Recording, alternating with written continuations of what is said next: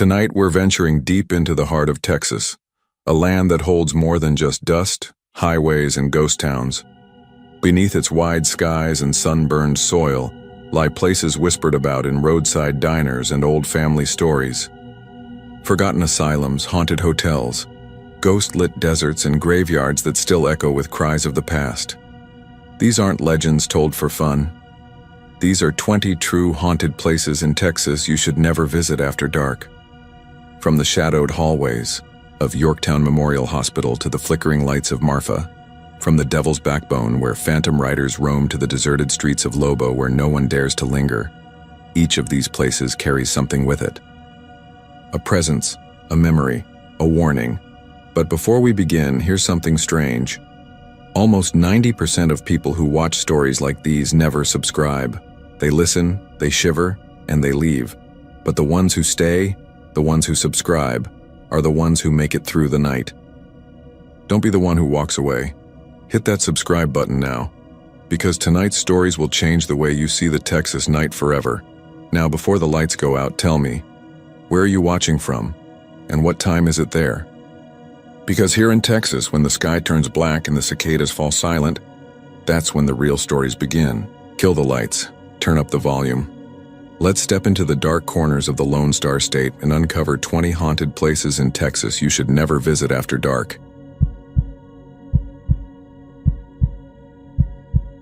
When you drive west from Blanco toward Wimberley, the road starts to climb through a series of pale limestone ridges that the locals call the Devil's Backbone. On a dry night, it looks harmless enough. A winding stretch of asphalt curving between cedar breaks and rocky hills. But when the air turns damp and the fog rolls up from the canyons, it feels like you've slipped into another world. I grew up in Blanco County and had heard the stories since I was a kid. Phantom riders, lights that drift through the fog, the cries of soldiers echoing after midnight. Everyone had their version, but my grandfather used to say the Backbone wasn't haunted by ghosts. It was haunted by memories that refused to fade. I didn't believe him until the summer I took a job out there hauling limestone. The company yard was just south of Fisher, a lonely stretch surrounded by mesquite and scrub. My boss Charlie was a big man with a permanent sunburn and a voice that could cut through the roar of an engine. We started before dawn and ran until sunset, hauling stone from a quarry that sat in a shallow canyon off the Backbone. The place had no cell service, no radio signal, just the constant hum of machinery and the echo of our own engines bouncing off the cliffs. The first few days were routine. I'd make the run to the pit, load up and drive back down to the yard, passing a few old crosses stuck in the roadside where wrecks had happened. Everyone in the county knew those turns were deadly, but the old-timers said it wasn't just bad driving. Something about that stretch lured people off the edge. On my fourth night, a thunderstorm moved in from the west and soaked the hills. Charlie told us to shut down early, but I stayed to finish one more load. It was almost dark when I pulled onto the Backbone. The rain had turned to mist and my headlights threw a pale tunnel through it. I was maybe 3 miles from town when I saw the first light. It looked like a lantern swinging low along the side of the road. I slowed down, thinking maybe someone's car had broken down. The light disappeared, then appeared again, farther up the ridge. I pulled over, rolled down my window and called out, but there was no answer, just the wind moving through the cedar. When I looked back toward the curve, the light had vanished. I told myself it was a reflection off the wet rock, but my hands were shaking on the wheel. The next morning, the other drivers joked about it, said I'd seen one of the Backbone riders, supposedly after the Civil War. A Confederate unit had tried to cross the ridge during a storm and were ambushed by bandits. The soldiers were slaughtered, their bodies dumped into the ravines. Folks claimed that when the mist came down, you could hear their horses and see the glow of their lanterns. I laughed it off, but the story stuck with me. Over the next few days, I started noticing things that didn't make sense. Voices over the CB radio when nobody was transmitting. Distant hoofbeats echoing long after I'd shut off the truck. The faint smell of wood smoke drifting across the quarry even when the wind was wrong. Charlie said it was just my imagination. But on Friday night, he told me to drive up to the pit alone to drop off some equipment. That was when everything went wrong. The storm returned around sunset.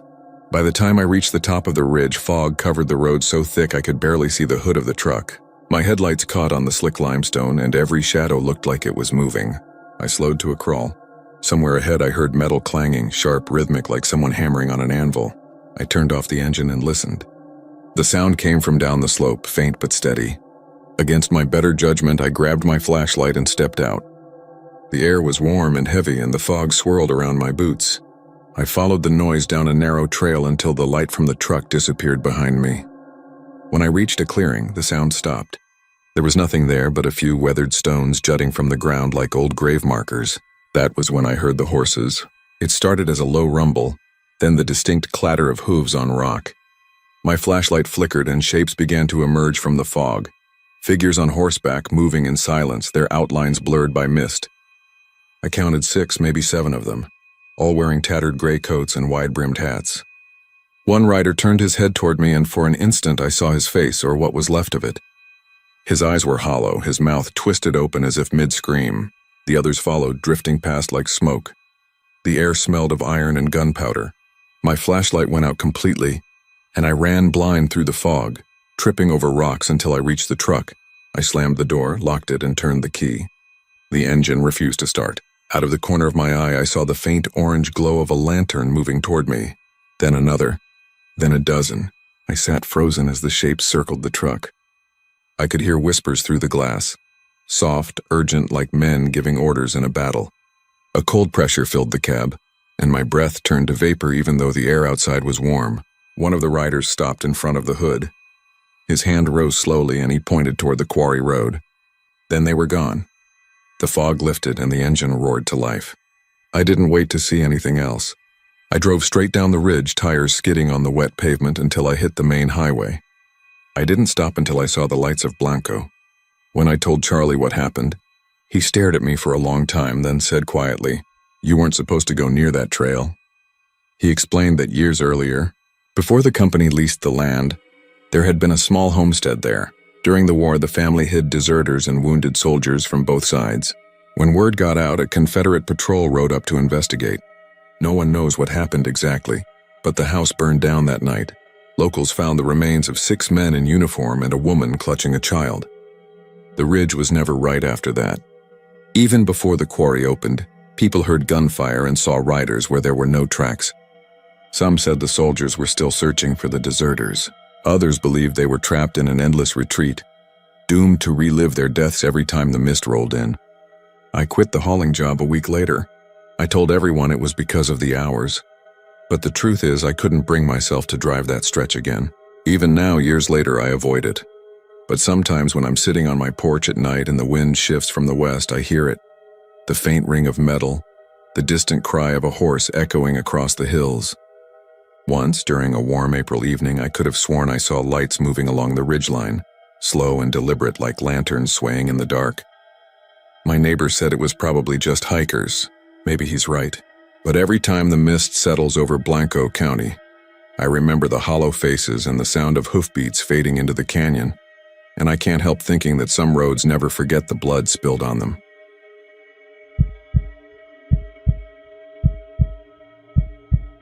I grew up hearing about the Marfa lights, those strange glowing orbs that drift across the desert plains of Presidio County. Everyone in that part of Texas has a story about them. Hunters, truckers, even the old ranchers who pretend not to believe in anything they can't rope or shoot. When I was a kid, my father took me out there once, just outside of town where the viewing area sits along Highway 90. We saw faint, moving specks of light that shimmered and split apart in the distance. He told me it was probably car headlights refracting off the heat waves. I wanted to believe him then, but there was something unnatural about the way those lights moved. They danced against the desert like they had their own pulse. Years later, after I moved back home from Austin, I met a man named Jesse at a local bar in Alpine. He was rough around the edges, a desert guide who claimed to know the truth about the Marfa lights. He said he'd been following them for years, tracking their movement across the plains, keeping notes on when and where they appeared. He called it his field work. Most people thought he was crazy, but there was something about the way he spoke that made me listen. He said the lights weren't reflections or headlights or anything from this world. He said they were souls still wandering. I laughed it off at first, but Jesse leaned close and told me something that stuck in my head for weeks. They call to certain people, he said. You'll see them once, maybe twice, but if they like you, they'll want you to follow. He said that's how folks go missing out there. Tourists, campers, even locals who think they know better. They see the lights and chase after them into the desert. Sometimes their cars are found abandoned, doors open, keys still in the ignition, but the people themselves are never seen again.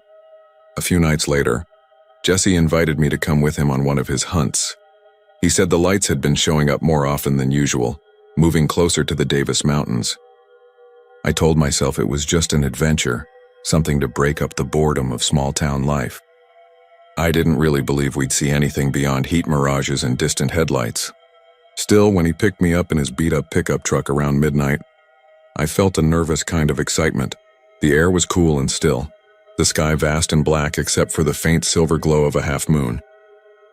We drove south of Marfa, away from the highway and into the desert proper. The land there stretches out forever, flat, empty, and eerily quiet. No fences, no streetlights, just the whisper of wind through the scrub and the crunch of gravel under the tires. Jesse stopped the truck near a dry creek bed and killed the engine. The silence that followed felt heavy. He told me to step out and listen. I did, and all I could hear was my own breathing. Then faintly I saw it, a dim, yellowish glow hovering far out in the darkness. At first it looked like a lantern someone might be carrying across the desert. But as I watched, it grew brighter, pulsing gently like a heartbeat. Another appeared beside it, then a third, until the horizon shimmered with a slow dance of orbs. They floated in silence, weaving in and out of each other, never making a sound. My skin prickled. Jesse was grinning like a man seeing God. "They're early tonight," he whispered. We stood there for maybe 15 minutes, just watching. Then Jesse started walking toward them. I told him we shouldn't go any closer, it didn't feel right, but he didn't listen. He said if we followed quietly, the lights might show us something. Against my better judgment, I went with him. The ground was rough and uneven, covered in small stones and dry mesquite. The lights drifted ahead of us, always just out of reach. Whenever I thought we were getting close, they'd shift direction and hover somewhere else. After what felt like an hour, we came to a small rise. Jesse climbed to the top and froze. I scrambled up behind him, and that's when I saw it.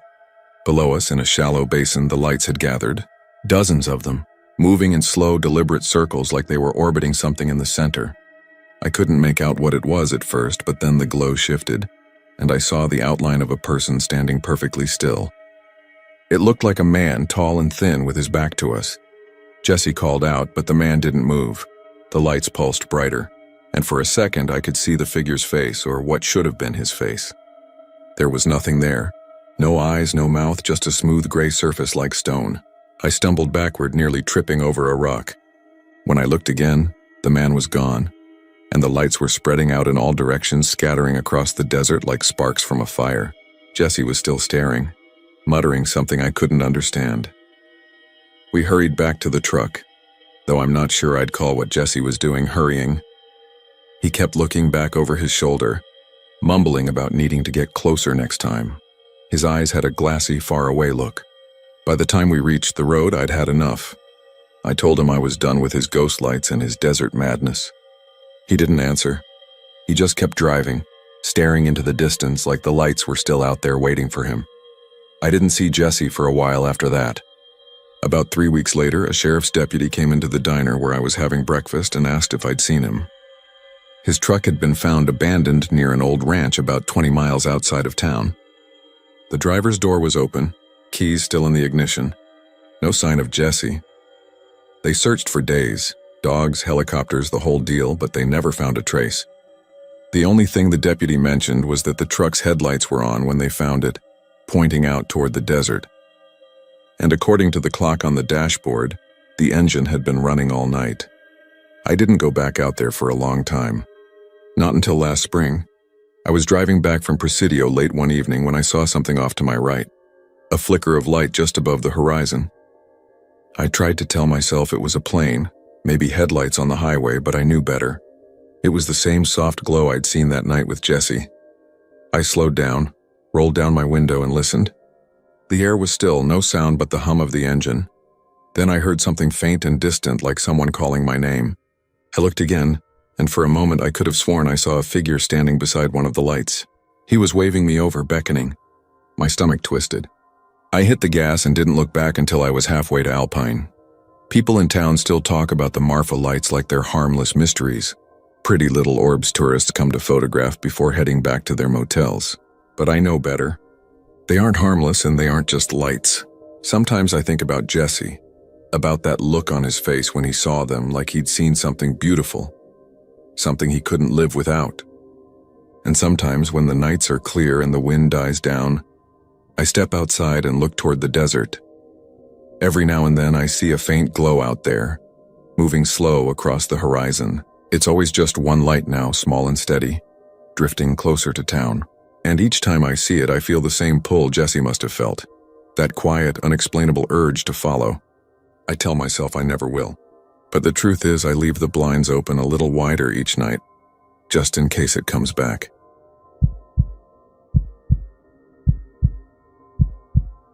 The Baker Hotel still stands like a ghost against the skyline of Mineral Wells, its crumbling brick shoulders squared toward the wind that sweeps across the plains. For almost a century, the place has been the town's silent sentinel, watching the living and the dead trade places one guest at a time. The first time I saw it, I was driving west out of Weatherford on a dry July evening, chasing a story that I didn't think would matter. I was a freelance photographer then, working for a local history magazine, the kind of publication that paid in exposure and cheap coffee.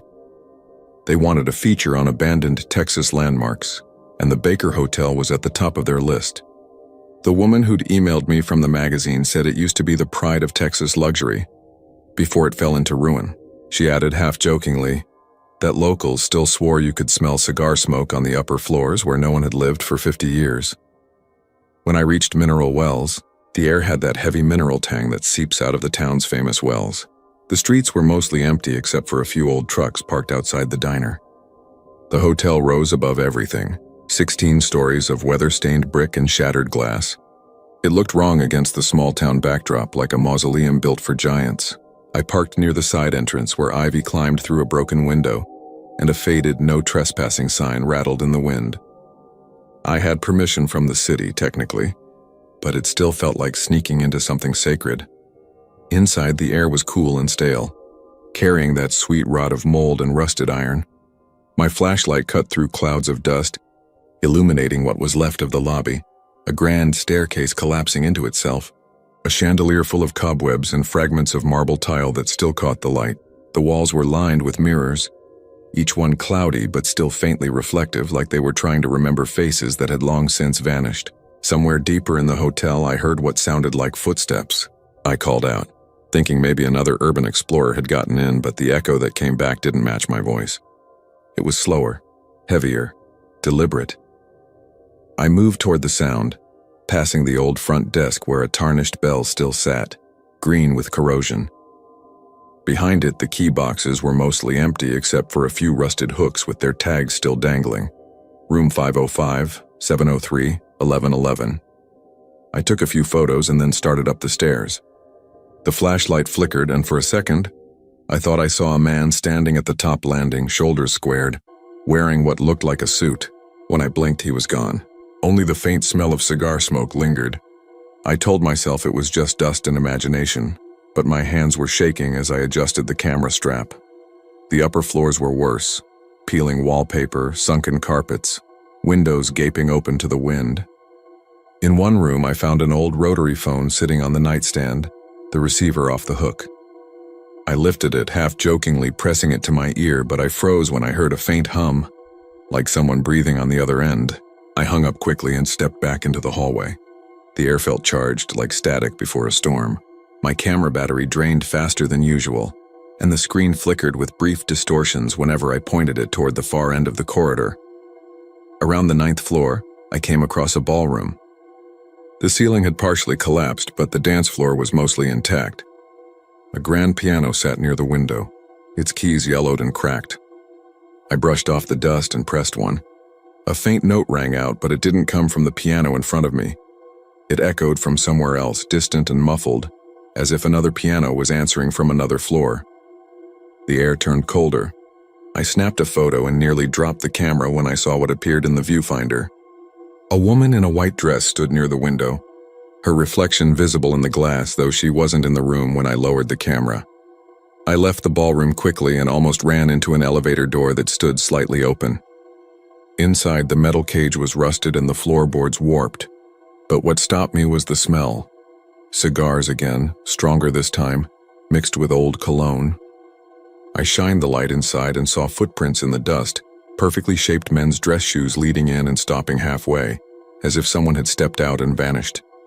I turned away, trying to steady my breathing, but when I looked back, the elevator gate was closed. I hadn't touched it. By the time I reached the 12th floor, night had fallen outside. The desert wind moaned through the broken windows, carrying the faint sound of music. A gramophone somewhere was playing a slow, sad waltz. I followed it down the corridor until I reached a suite with the number 1202 still legible on the door. Inside, the furniture was mostly intact, a vanity, a chair, a broken lamp. On the wall above the bed, someone had written in dust with their finger, "Welcome back." My light flickered again, and for an instant I saw movement in the vanity mirror. A man sat in the chair behind me, lighting a cigar. His reflection was sharp, his suit clean, his eyes on me. When I turned around, there was no one there, but the smell was thick enough to sting my eyes. I dropped the camera bag and ran for the stairs.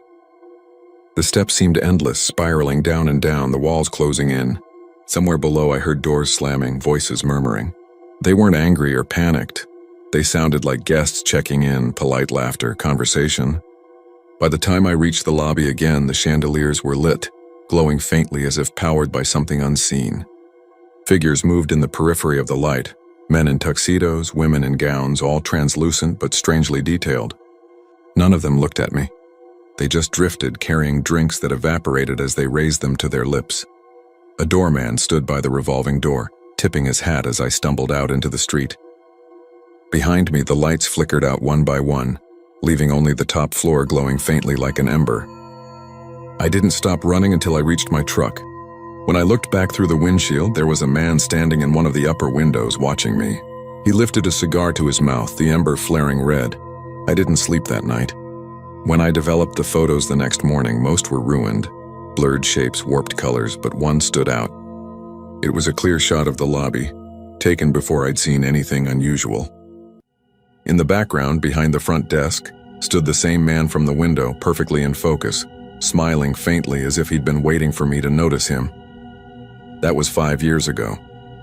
The magazine never published the story, and I stopped taking assignments after that.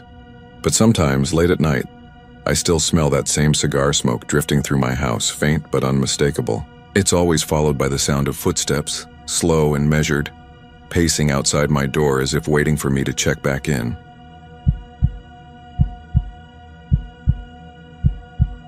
The Jefferson Hotel in Jefferson, Texas has stood for over a century. Its white columns and wrought iron balconies overlooking the narrow streets like a relic of a more elegant past. People come to stay for the charm, the creaking floors, the velvet wallpaper, the clawfoot tubs. But they don't talk about the other reason they come, to see if the stories are true. The ones about the woman who knocks on doors at 3 a.m, whispering room 19 in a voice so soft and desperate that you can almost mistake it for your own thoughts. I checked in on a humid spring evening, the kind of Texas night where the air feels like syrup and the smell of magnolia trees sticks to your skin. The woman at the front desk was kind but distant, like she'd been through the motions 1,000 times before. Her name tag read Ellen, and when I told her I was in town researching haunted locations for a travel blog, she gave a faint smile that didn't reach her eyes. "We've had folks like you before," she said. "Just remember to keep your door locked after midnight." I laughed, thinking she was joking, but she didn't laugh back. My room was on the 2nd floor, overlooking Austin Street. Room 14. The hallway leading there was long and narrow, lined with faded portraits of guests from decades past. Their faces were a blur of sepia smiles, but their eyes had a strange glint, like they'd seen something the camera couldn't. The air was heavy with the smell of old perfume and wood polish, and the light from the sconces flickered faintly as if breathing. When I reached my room, the door groaned open like it was exhaling. Inside, the wallpaper was pale green with faint water stains shaped like clouds, and the bed had one of those heavy comforters that seemed to swallow sound. Everything was too quiet, like the hotel itself was waiting for something. I spent the first few hours walking around town, photographing the old storefronts and the riverfront. By the time I got back, most of Jefferson was asleep. The lobby was empty except for a single lamp casting a pool of gold light over a guest book filled with shaky signatures. The elevator was out of order, so I took the stairs, my footsteps echoing softly. As I reached the second floor, I thought I heard whispering, faint, rhythmic, like someone murmuring from behind one of the closed doors. I paused, listening, but the sound stopped. I told myself it was just an old building settling. Around 2:30 that night, I woke up to the sound of footsteps in the hallway. Slow, dragging steps like someone walking barefoot on the old boards. They moved past my door, paused, then continued toward the far end of the hall. I sat up, heart thudding, and listened. The sound stopped completely, leaving a silence so deep it almost hummed. Then faintly came the knock. 3 soft taps, evenly spaced, not at my door but close. Then another knock farther down, and then I heard it. A woman's voice whispering through the stillness. Room 19. It wasn't loud. It was barely even a whisper, but it had weight like a cold hand on the back of my neck. I got out of bed and went to the door, pressing my ear against it. The air on the other side felt colder, like a breeze moving down the hall. The voice came again, a little closer this time. Room 19. The words stretched, trembling slightly, as if whoever said them was right outside another door, just out of sight. I should have opened the door then, maybe called out, but something inside me locked up. The kind of fear that feels ancient, instinctive. I waited until the silence came back, then forced myself to crawl back into bed. When I woke the next morning, I felt like I hadn't slept at all. The light through the window was gray and weak, and my head throbbed with a strange pressure. I asked Ellen at the desk if there was a room 19. She hesitated before answering. There was, she said. We sealed it years ago after the accident. She didn't elaborate, and I didn't push. Later that day, while photographing the hallway for my article, I noticed something strange. Between rooms 18 and 20, there was a section of wall about 4 feet wider than anywhere else. The wallpaper there looked newer, less faded, as if it had been replaced recently. I ran my hand along it and felt a faint seam, like the outline of a door buried beneath the paper. That night, I decided to stay awake. I set up my camera facing the door, turned off the lights, and waited. Hours passed in silence, the only sound the slow ticking of the wall clock. At 2:59 a.m., I heard it again. The footsteps, faint at first, then clearer. Slow, deliberate steps dragging closer. My pulse quickened as the sound stopped right outside. Then came the knock, soft, 3 times. Then the whisper. Room 19.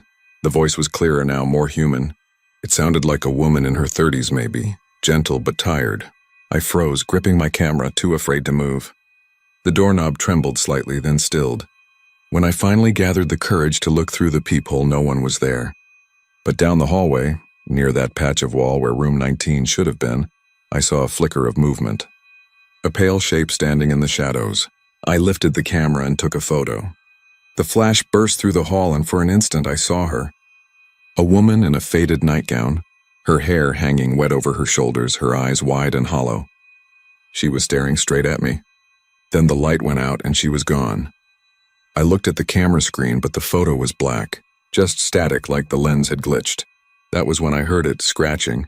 Soft, persistent scratching coming from inside the wall where room 19 should have been. It moved in a slow circle as if someone were pacing inside. I wanted to run, but I couldn't. I just stood there shaking, listening as the scratching grew louder until it turned into pounding. Then a woman's voice cried out from behind the wall, muffled but unmistakable. Let me out. I don't remember leaving the room. I only remember the next morning, sitting in my car outside the hotel, drenched in sweat, watching the curtains of room 14 flutter even though there was no wind. When I tried to tell Ellen what happened, she looked exhausted, like she'd heard the story too many times. She was a guest, she said quietly.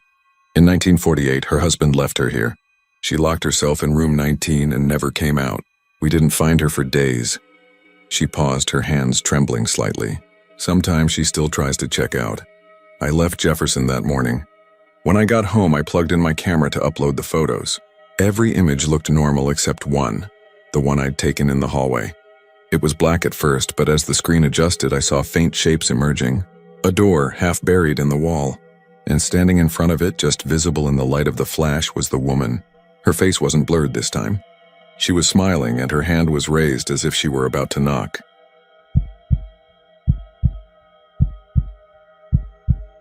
The bridge sits low and rusted over Hickory Creek, its steel ribs rising out of the woods like the spine of some long-dead animal.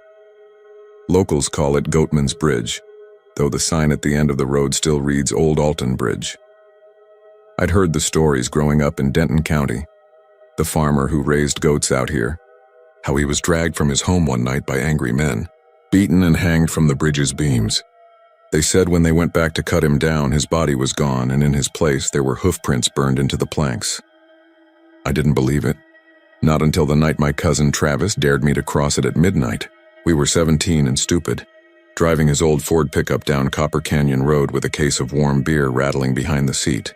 The bridge was closed to cars now, just a footpath surrounded by trees that swallowed the sound of your own footsteps. The moon was full that night, and the metal of the bridge caught its light in patches through the branches, dull and pitted with rust. The air smelled like water and old iron. We parked just off the dirt shoulder and grabbed a flashlight, though I could already feel Travis itching to turn it off as soon as we got close. I remember the sound of the gravel crunching under our shoes and the creek running black beneath the bridge. There was a hum in the air, faint but steady, like a wire pulled too tight. We stood at the entrance where the iron beams arched overhead, and Travis grinned at me through his cigarette smoke. "You go first," he said. "Say his name 3 times. "That's the deal." I laughed it off but stepped forward. The boards groaned under my boots. Somewhere in the trees something rustled and a frog croaked. It was nothing, but the sound made my throat dry.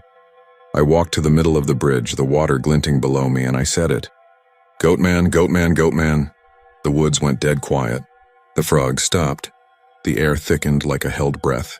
Then Travis chuckled behind me, trying to break the silence, but even he sounded uneasy. I turned to walk back toward him, and that's when the smell hit me.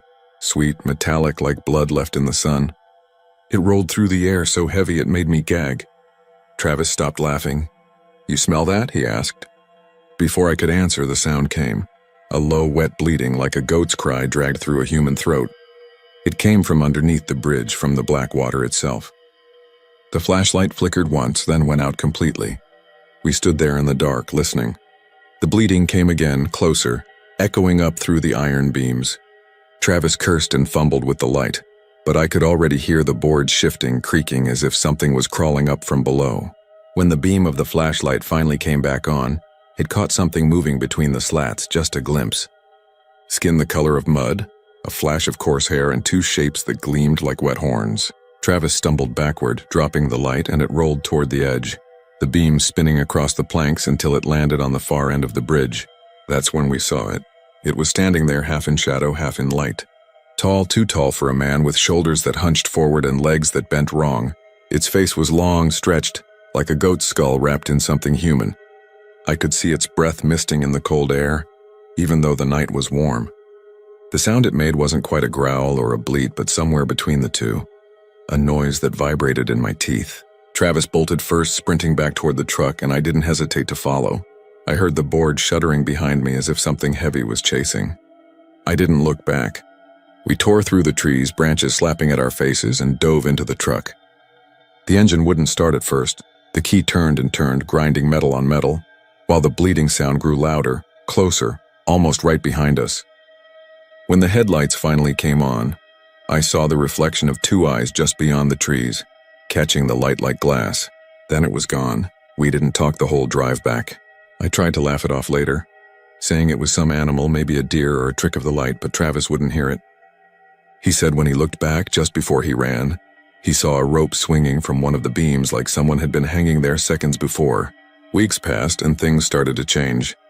Travis stopped going out at night. He said he could hear it outside his window sometimes, that same bleating noise, soft and distant like it was calling for him. I thought he was just shaken up until I went to visit him one night. His house smelled like iron, the same metallic stench from the bridge. He looked pale, sweaty, eyes bloodshot. He said he hadn't slept in days. I stayed with him that night, sitting up in the living room, and around 3 in the morning I heard it too. A creak from the front porch, slow and rhythmic, followed by that awful sound. I went to the window and saw a figure at the edge of the yard, standing in the glow of the streetlight. It was the same shape I'd seen that night, tall, bent, with horns that gleamed faintly. But worse was the way it moved, slow and uneven, like it was learning how to walk. I froze, and when I blinked, it was gone.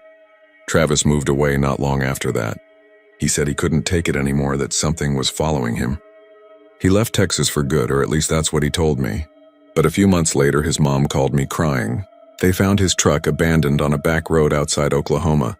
Doors open, engine still running. No sign of him. Just hoof prints in the dirt leading away into the trees. I went back to the bridge once more after that, years later. It was colder then.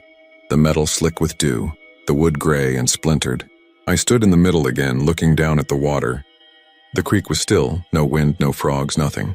I told myself I was there for closure, that there was no such thing as ghosts or curses. But as I turned to leave, the boards beneath me creaked just once and I heard it. The faintest bleat carried on the breeze. It wasn't loud. It wasn't even close. But it wasn't human. And I knew then, whatever happened that night, it didn't stay buried under the bridge. It was still out there, waiting for someone else foolish enough to cross at midnight and call its name.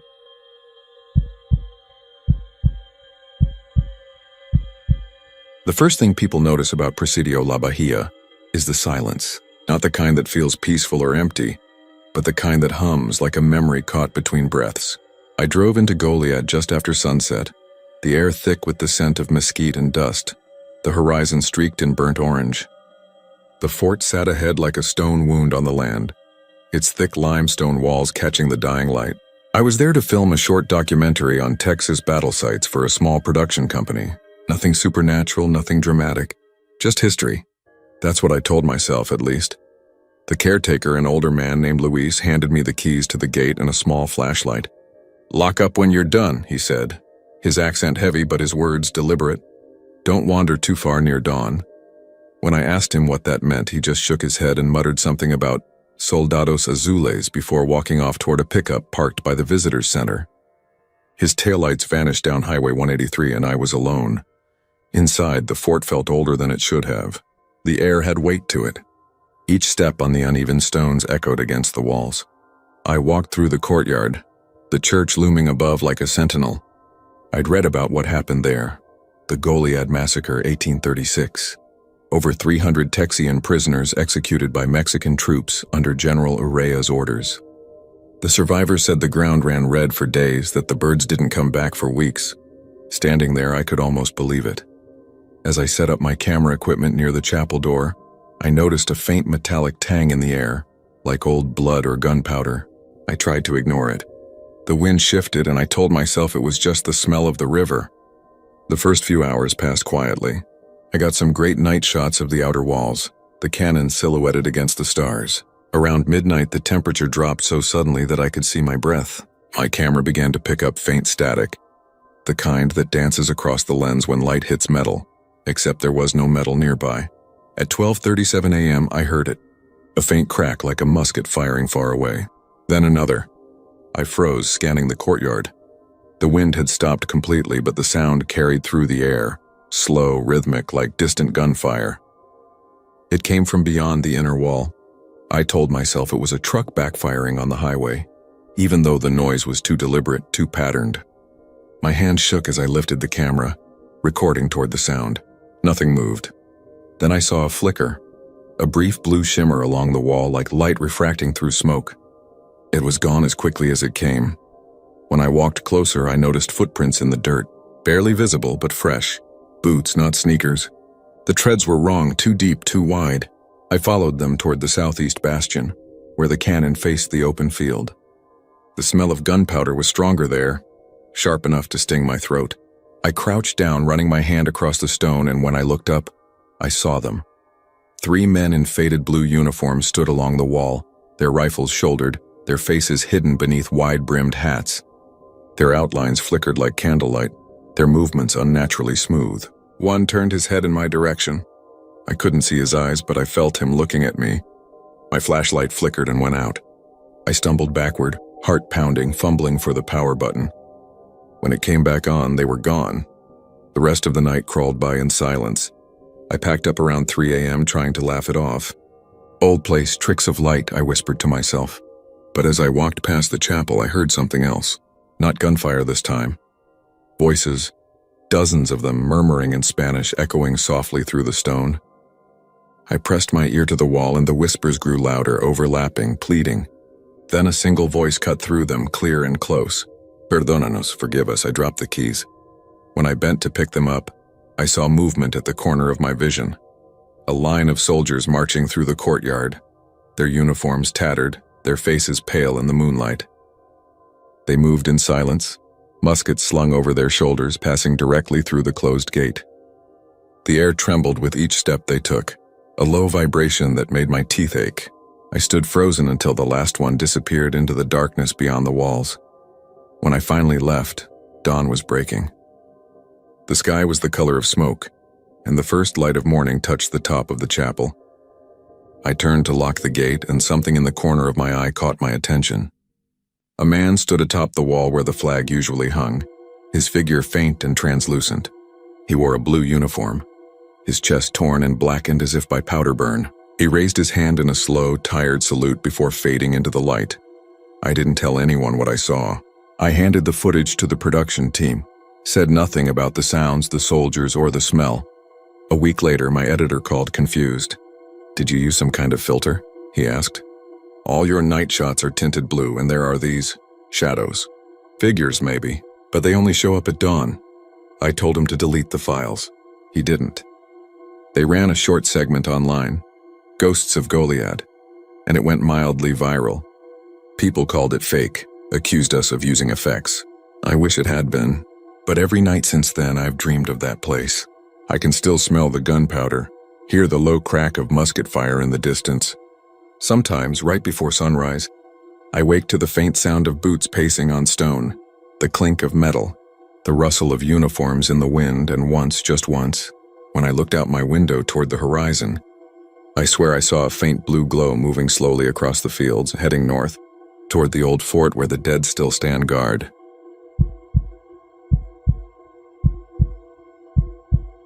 The houses on the edge of the new subdivision looked like any others you'd see along the highways outside Houston. Fresh paint, young trees staked into square patches of lawn, the faint smell of asphalt and cut lumber still lingering in the air. But the soil beneath them wasn't new. It was old, dark, and heavy, the kind of earth that had swallowed entire lives long before anyone thought to build fences and cul-de-sacs over it. The developers called it Lakewood Estates, but before the bulldozers came, it had been Black Hope Cemetery, a forgotten resting place for freed slaves and their families. The headstones had long crumbled away, the records lost or ignored, and by the time the first model homes went up, there was nothing left but a few oak trees and an uneven patch of ground that locals said should never have been disturbed. Ben and Carla Foster bought their house there in 1983. They had 2 kids and dreams of starting over after years of apartment living. Carla loved the open kitchen and big backyard. Ben liked the idea of a workshop in the garage. The realtor never mentioned the cemetery. The first few months were quiet except for the strange humming that came from the back corner of the lot at night, like wind caught in a bottle. Ben said it was the septic line. Carla said it wasn't. The first real trouble began when Carla found a patch of freshly turned dirt near the oak tree by the fence. The soil looked wet, darker than the rest, and even though she tried to smooth it over, it always seemed to mound up again by morning. One night, just before bed, she swore she saw movement through the kitchen window, something like a shadow rising slowly from the ground. She froze, the dish towel in her hand dripping water onto the floor. The shape stood there for a moment, faint and human-sized, then sank back into the soil. When Ben went out with a flashlight, there was nothing but that same dark mound of dirt. Strange things followed. Lights flickering in empty rooms, the smell of freshly cut grass drifting through the house at midnight, the sound of shovels scraping earth somewhere nearby, though no one was outside. The kids started talking about people in their rooms, whispering voices that came from the closets. A woman who stood by the foot of the bed wearing a long white dress and no face. Ben laughed it off until the day he found his tools laid out in perfect rows in the backyard, half buried in the dirt like offerings. Neighbors started whispering too. A couple down the street said their sprinklers came on by themselves at night, always drenching the same spot where a large sinkhole had appeared. Another woman swore her cat brought home pieces of bone that didn't look like any animal she knew. Some homeowners called the city. The city said it was just the ground settling. Others went to church more often. Carla couldn't shake the feeling that the land was breathing beneath them. She'd lie awake listening to the faint creak of the floorboards, the rhythm of something shifting under the foundation. One afternoon, she decided to dig a little where the dirt mound kept reappearing. She only meant to go a few inches deep, but the soil was soft and gave way easily.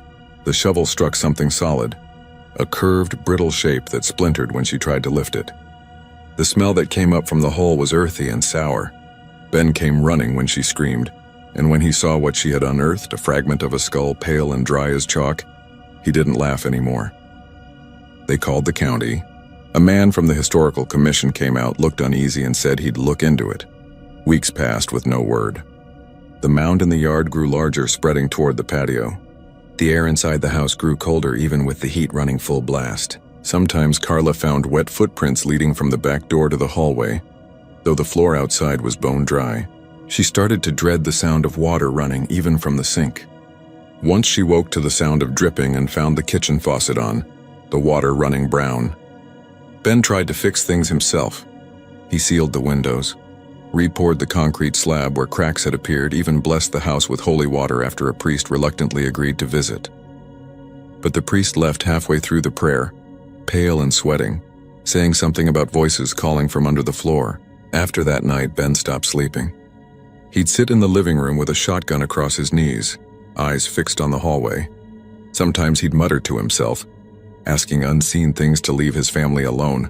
Other times, Carla found him standing outside by the oak tree, staring at the dirt, whispering the names of people he didn't know. One morning, after a week of heavy rain, the yard gave way completely. The earth sank in on itself, creating a shallow pit that smelled like rotting flowers. Inside were coffin fragments, old rotted wood, nails, scraps of fabric. Carla screamed until the neighbors came running. That's when the story spread. Reporters showed up. The developer insisted there had been no graves, that it was just folklore. But then more homeowners began finding the same things: bones, coffin nails, bits of jewelry, and worse, the same strange disturbances. Lights, voices, dirt that moved like it was alive. Carla and Ben finally moved out, leaving most of their belongings behind. The next family that moved in didn't stay long either. The woman who bought the house after them said her husband started digging in the yard every night, obsessed with finding the rest of them. She said he claimed the ground whispered to him when he walked over it.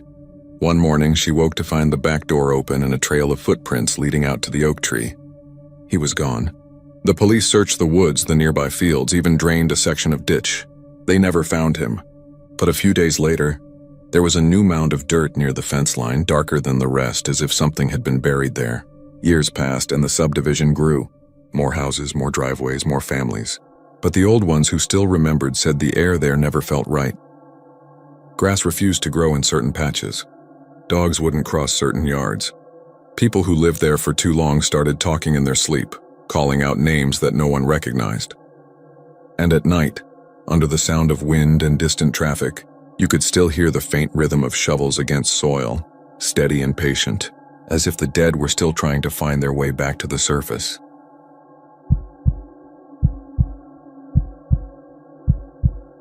The Emily Morgan Hotel in downtown San Antonio rises beside the Alamo, a sharp stone spire of Gothic Revival architecture that looks more suited to a ghost story than a four-star hotel.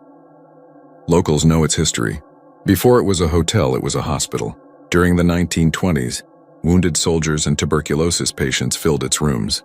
They say the upper floors held the morgue and the operating theaters.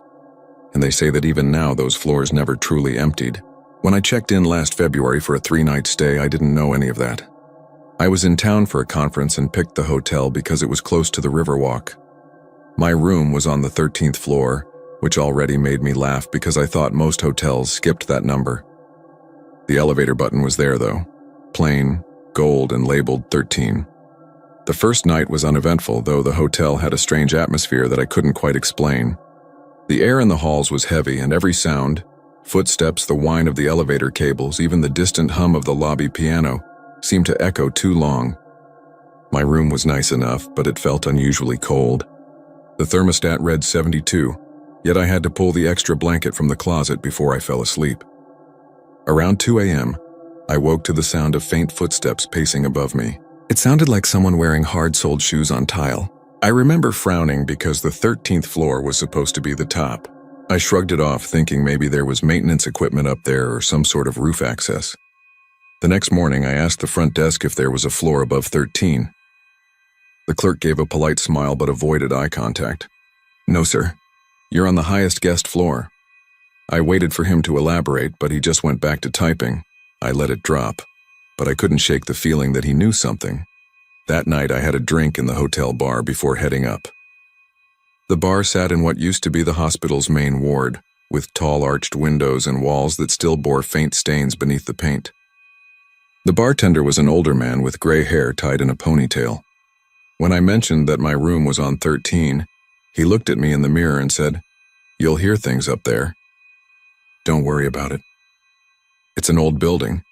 I laughed it off, but the way he said it made my stomach tighten. When the elevator doors closed, I noticed something odd. The panel had buttons for every floor up to 14. 14 wasn't lit, but it was there. I pressed it out of curiosity. The light blinked red, then went out. The elevator shuddered like it had hit a brake, then continued to 13. I told myself it was just a wiring glitch. That night I woke again, but this time to a faint metallic clinking. It sounded like surgical instruments being dropped into a tray. My room had a narrow window facing the Alamo, and faint moonlight filtered through the sheer curtains. I got up and pressed my ear against the wall. The sound was coming from inside the building, faint but deliberate. A low hum followed, like an old generator powering up. I checked the clock, 3:07 a.m., and sat back on the bed, heart racing. Then I heard the elevator bell. It rang once, paused, then again. The pattern repeated, floor by floor, as though the elevator was stopping on levels that shouldn't exist. I got up and opened my door. The hallway was dimly lit by yellow sconces, empty and silent. I waited, but nothing moved. The elevator was at the far end, its indicator light flickering. I should have gone back inside, but curiosity got the better of me. I walked down the hall barefoot with that soft carpet swallowing my footsteps. The elevator doors opened just as I reached them. The car was empty. A chill rolled out from inside, colder than the rest of the building. I stepped in and looked at the panel again. The 13 button was lit, but the floor display above the door read 14. I reached out and pressed L for the lobby. The elevator didn't move. The floor display changed to 15. My hand was shaking as I pressed every button. The lights blinked erratically. Then the car began to rise. The hum of the cables grew louder, vibrating through the metal walls. The numbers climbed, 16, 17, 18. The building wasn't that tall. I felt the shift in pressure in my ears like going up a mountain. The elevator stopped with a lurch. The doors opened onto a dark hallway lined with old green tiles. I stepped forward before I realized what I was doing. The air smelled like antiseptic and rust. A dim fluorescent light flickered above me, casting weak shadows on what looked like hospital doors. Each one had a small frosted window and a metal number plate, the kind you see in old medical wings. I called out, "Hello?" My voice echoed too long, bouncing off the walls. Something scraped down the hall. A faint dragging sound like a gurney wheel that needed oil. I froze. Then a voice, faint and strained, came from one of the rooms. "Nurse, please." It was a man's voice, dry and rasping. I stepped closer to the door. The glass was clouded, but I could see movement behind it. A shape shifting slightly. "Are you okay?" I asked, no answer. Just that dragging sound again, closer now. I turned to leave, but the hallway had changed. The elevator doors were gone. The tiles beneath my feet were wet. I looked down and saw a thin trickle of dark liquid snaking toward the drain. The lights flickered again, and for a split second I saw figures lining the hallway, dozens of them, wearing what looked like surgical gowns. Some had their faces covered in gauze. Others had hollow sockets where eyes should have been. The light snapped off completely, plunging me into blackness. I pressed myself against the wall, shaking. The air filled with a low moaning. The sound of pain layered over itself like a choir of suffering. Then all at once, silence. The lights came back on. The hall was empty again. The elevator doors stood open, waiting. I stumbled inside and hit every button, desperate to move. The car dropped so fast I nearly fell. When the doors opened, I was back on 13. Everything looked normal. The carpet, the lighting, the framed pictures of the Alamo. My hands were trembling so badly I could barely open my room door. I didn't sleep. I sat awake until dawn, watching the light creep in through the window. When I checked out that morning, I didn't say a word. But as I handed over the key, the same clerk looked at me and said quietly, "You made it through the night, huh?" I asked him what he meant, but he only smiled and turned to the next guest. Later, I searched online and found old blueprints of the building. The upper floors once included a surgical wing that extended higher than the modern roofline. It was demolished in the early 40s after a fire destroyed part of it. Officially, there were 13 guest floors now, but according to city records, the original hospital had 15. I haven't gone back to San Antonio since. But sometimes when I stay in hotels, I still catch myself staring at the elevator panel, waiting to see if there's a button that isn't supposed to be there.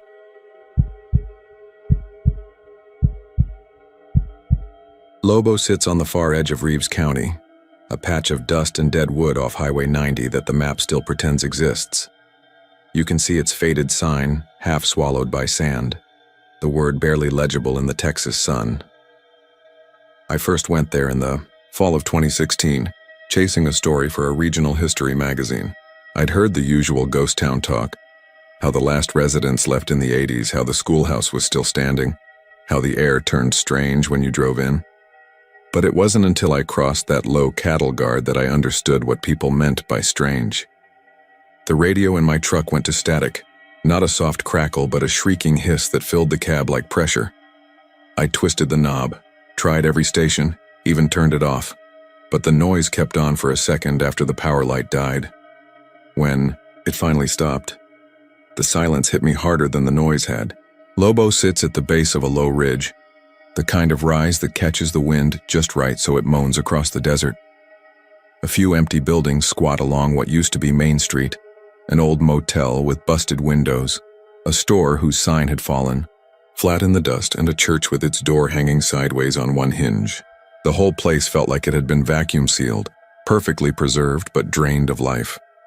I parked beside what used to be a gas station. The pumps were skeletal, and the glass of the office windows had long since melted into sand, but I could still smell motor oil, faint and slick in the heat. I took my camera, my notebook, and started walking. Footprints covered the street. That's what got me first. Dozens of them, clear in the dust, all shapes, boots, sneakers, maybe even barefoot ones. They led in every direction, and then simply vanished halfway across the road, as if the people had stepped into air. I told myself it was wind erosion, maybe old impressions hardened by rain, but the air was still that day, heavy as a held breath. I crouched down and pressed my finger into one. It was fresh. The outline was sharp, the powder loose. Someone had been walking here recently. I called out, expecting maybe another photographer or some curious local, but my voice didn't travel far. It felt like the air soaked it up, muffled it. I checked my phone. No signal, not even a faint bar. Out on the horizon, the desert shimmered with heat, but beyond that, I saw nothing. Just the skeleton of the town, waiting. The first building I went into was the general store. A calendar still hung behind the counter, stuck forever on May 1973. Cans lined the shelves, labels bleached pale. A cash register sat open, a few coins rusted inside. It looked staged, like a museum piece, except for one thing. There were boot prints behind the counter. Someone had been standing there recently, and the dust was stirred up in odd, swirling patterns. I snapped a few photos, tried to shake the unease building in my gut, then heard the faintest scrape of movement behind me. When I turned, the doorway was empty, but there was a second set of footprints beside mine that hadn't been there before. By the time I stepped outside again, the wind had picked up. It carried a faint sound that I couldn't place at first, a whispering hiss, almost like a crowd talking far away. It came and went, growing stronger as I walked toward the church at the edge of town. The door creaked as I pushed it open, and a gust of cold air rolled out, sharp and metallic.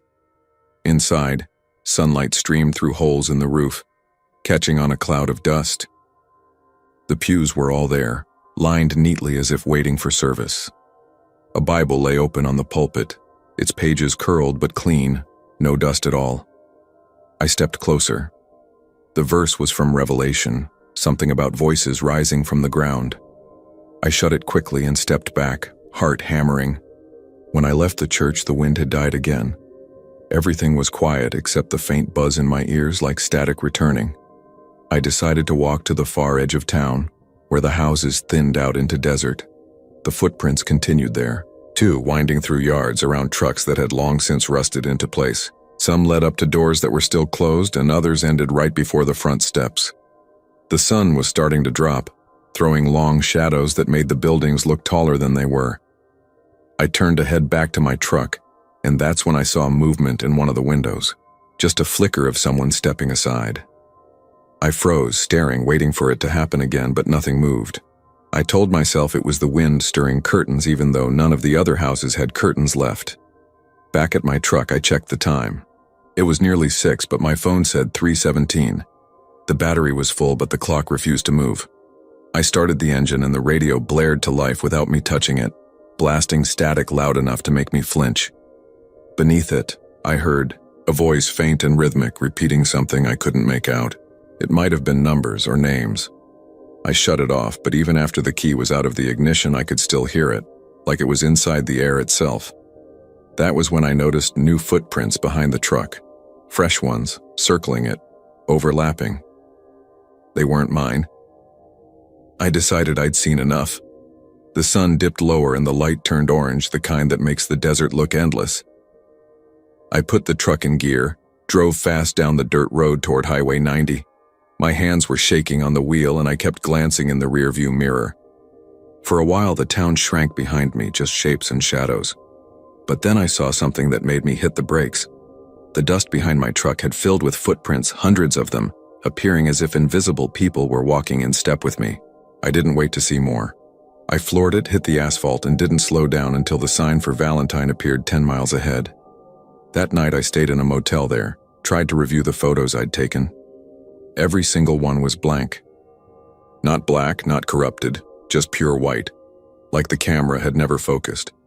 I didn't sleep much. The air in the room felt charged, and sometimes I swore I heard that static hum coming from the vent. Around 3 in the morning, the lamp on the bedside table flickered, and for just a second, the mirror across from the bed showed something behind me. A row of figures standing in the dark, all covered in dust, their faces blurred like the surface of old glass. I left before dawn. I never wrote that article. When people ask why, I tell them the truth, that some places aren't meant to be remembered. Lobo, Texas was one of them. The last time I checked, the highway map still lists it, but when I drove past last year, the turnoff was gone.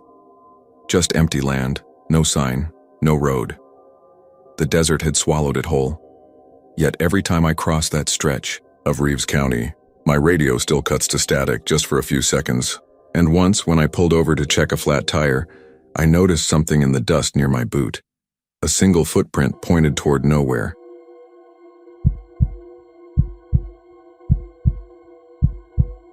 The desert around Terlingua doesn't die at night. It just changes its voice. When the sun sinks behind the ragged cliffs of Big Bend, the air cools. The color drains from the earth, and the wind begins to whisper through the bones of the old mining town. They say the hills out there are full of ghosts, and if you stay quiet enough, you can hear the past working its way out of the ground. I didn't believe any of that when I first arrived. I was just a man looking for quiet, a cheap rental, and maybe a little inspiration. I'd been a photographer once, the kind that chased the perfect shot until the bank account ran dry. A friend told me about Terlingua, a place of solitude, abandoned beauty.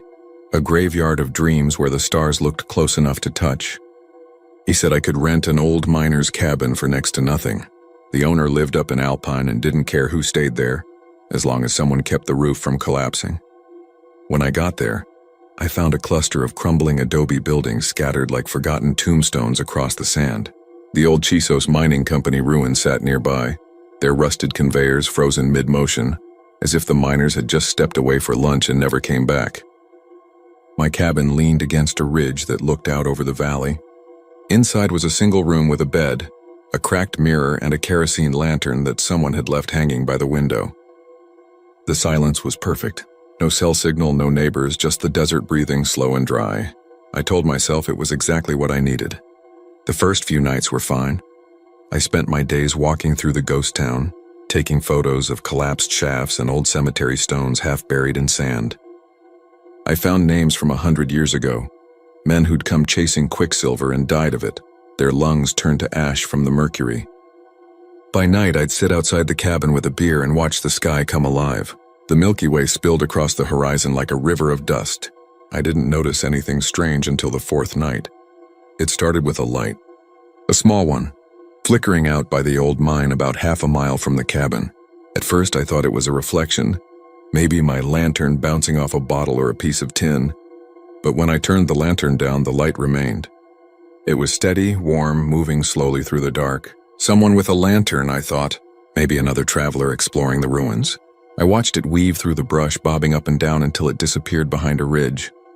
The next morning, I followed the path I'd seen the light take. The mine shaft it led to was nothing but a black hole in the rock, surrounded by collapsed beams and piles of old rusted tools. There were footprints in the dust near the entrance, faint but fresh, as if someone had been pacing back and forth in the night. I knelt down and saw that they led straight into the shaft and never came out. The air inside was cooler than the desert around it, heavy and still. I only looked for a moment before the weight of that darkness pressed too hard on my chest and I turned back toward daylight. That night, the light came back. Closer this time. I could see the faint shape of a figure holding the lantern, though the glare hid the face. It moved slowly, like someone searching for something in the sand. I called out, a stupid thing to do, but curiosity won over caution. "Hey, you lost?" The figure stopped. The light froze for a few seconds, then went out completely. I waited, heart pounding, eyes straining to adjust, but the darkness swallowed everything. By morning, I convinced myself it was a trick of the eyes. Heat, fatigue, the way starlight can play with distance. Still, I couldn't shake the feeling that I was being watched.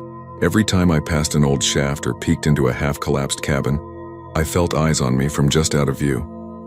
The air seemed heavier near the ruins, carrying a faint metallic tang, like blood or mercury. 2 days later, I met the only living soul I'd see out there, a local named Ray who ran a little cafe down the road in Study Butte. I told him I was staying up near the old mine, and he raised an eyebrow. "You mean out by the Luna shaft?" I nodded. "Man, you don't want to be out there at night." Folks used to hear digging up that way long after the mine shut down. My granddad swore he saw lanterns moving around the ridge when he was a kid, said the miners didn't know they were dead, just kept working. Wouldn't listen when the foreman told him to quit. He chuckled nervously and shook his head. "Ain't no joke, stranger. That ground don't stay quiet." That evening, as the wind picked up and the sand hissed against the windows, I couldn't stop thinking about what he said. I kept the lantern burning until past midnight, but sleep wouldn't come. I finally blew it out and lay in the dark. That's when I heard it, the distant clang of metal on rock. Slow, steady, rhythmic. I sat up, holding my breath. The sound came again, clearer this time, echoing from the direction of the mine. A pause, then another strike. It wasn't wind. It wasn't imagination. It was work. I stepped outside, the cold air biting at my skin. The desert was moonless, and the stars hung sharp and cruel overhead. Then I saw it. Dozens of faint lights scattered across the hillside. Lanterns just like the one I'd seen before, each bobbing gently as if held by invisible hands. They moved in a slow, deliberate pattern, some lowering toward the ground, others rising again. The sound of picks striking stone grew louder, joined by the faint murmur of voices. I stood frozen, unable to make a sound. The lights began to drift closer. I could see shapes now, thin figures, their outlines blurred by the dust. The air around them shimmered with heat, though the night was cold. One of them turned toward me, and for an instant I saw a face, pale and hollow-eyed, mouth moving soundlessly. Then the light in its hand flared white and everything went black. I woke up at dawn on the porch covered in dust. My lantern was gone. My camera, too. I stumbled down to the mine entrance, but the footprints from before were gone, replaced by a long, narrow groove leading into the shaft. Inside, the air smelled of kerosene. When I shone my flashlight in, the beam caught something glinting deep inside. Metal, maybe a tool, maybe something else. I only looked for a second before the sound started again. Tap, tap, tap, slow and steady like someone just beneath the surface digging their way up. I backed away, my breath clouding in the cold air. The tapping grew louder, joined by a low hum, almost a chant. The ground beneath my boots trembled, and a faint orange light pulsed from within the mine. I turned and ran, stumbling through the sand until the cabin came into view. I packed what little I had and left before the sun fully rose. By the time I reached the highway, the sky was streaked with red. I glanced once in the rearview mirror. On the ridge behind the cabin, a dozen small lights flickered in the wind, rising one by one until they vanished into the glare of morning. Weeks later, when I tried to develop the last roll of film I'd shot, most of the frames were blank. All except one. It showed the mouth of the mine, faintly lit by a single lantern. And standing just inside, blurred but unmistakable, were three men in torn mining clothes, faces gray as dust, eyes reflecting the light like glass. Sometimes when I close my eyes at night, I still hear the rhythm of their work, steel on stone, steady as a heartbeat. The desert doesn't forget. Out there in Terlingua, under the endless stars, the old miners are still digging, and I think they always will.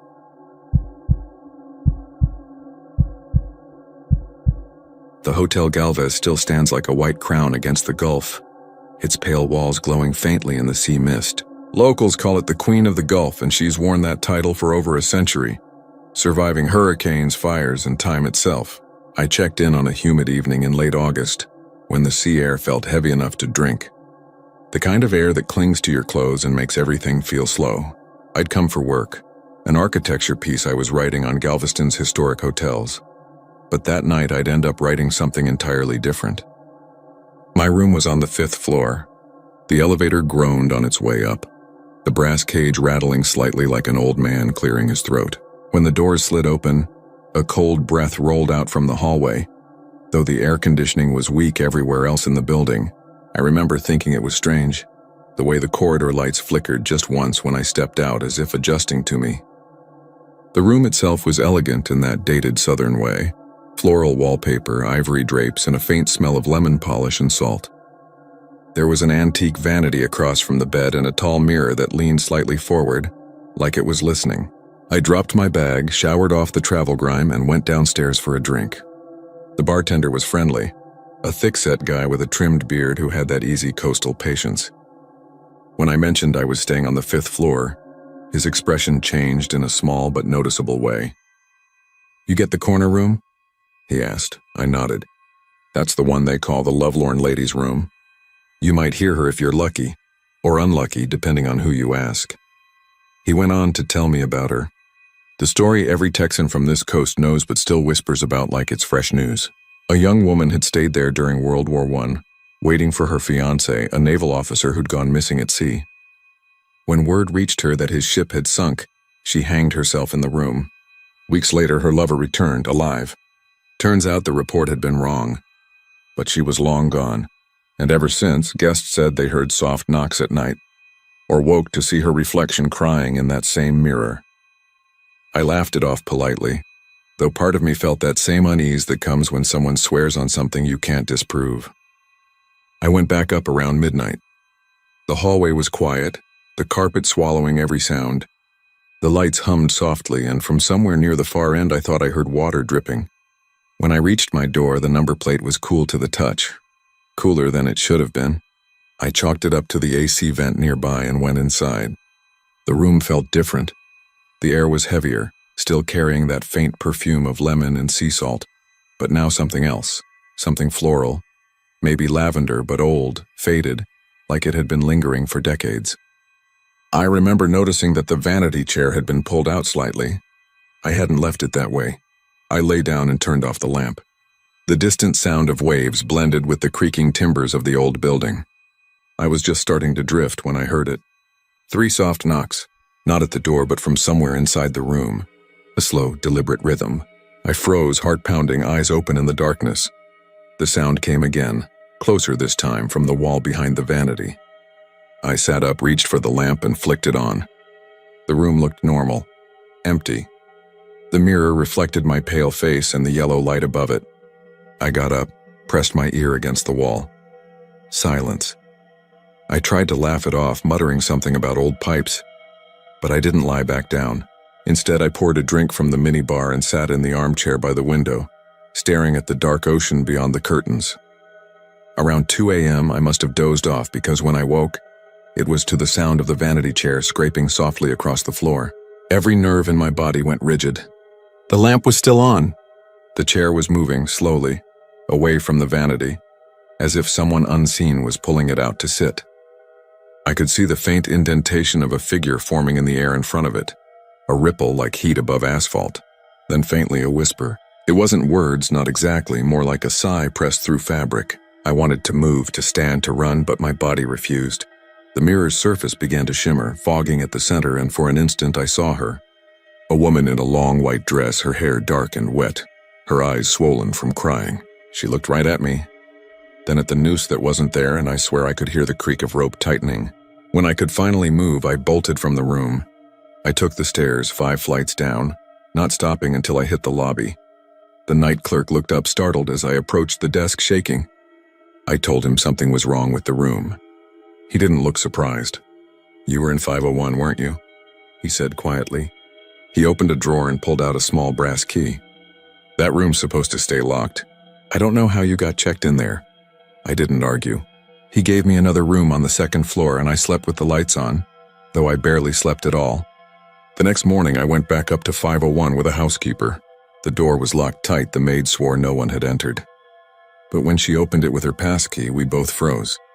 The vanity chair was pulled out again, and on the glass surface of the mirror, written faintly in what looked like moisture or sea fog, was a single word: "Oh, wait."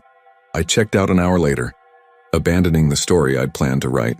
But as I was leaving, I saw something that still keeps me up sometimes. Near the elevator, the wall displayed framed black and white photos of the hotel's early years. In one of them, dated 1917, a young woman in a white dress stood beside the railing on the 5th floor balcony, smiling faintly at the camera. I don't know what possessed me to look closer, but behind her reflection in the glass window I could just make out a shadow, something hanging from the ceiling beam. That night back home, I unpacked my camera to delete the photos I'd taken for the article. The last one wasn't mine. It showed that same vanity, that same mirror, and a woman's faint outline sitting there facing the glass. The timestamp read 3:03 a.m., the same moment I'd heard the knocking. I haven't been back to Galveston since. But sometimes, late at night when the wind carries that salt-heavy smell through my open window, I hear 3 soft knocks on the wall beside my bed. Always 3, always slow. And somewhere deep inside I can still hear that whisper, the same one from the 5th floor asking the same impossible question. Why didn't you wait?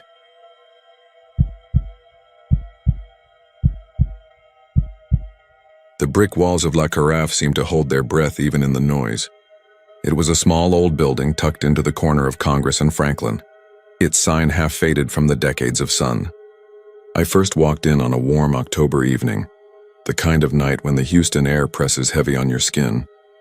Inside, the air was cooler but thick with the smell of wine, candle wax, and history.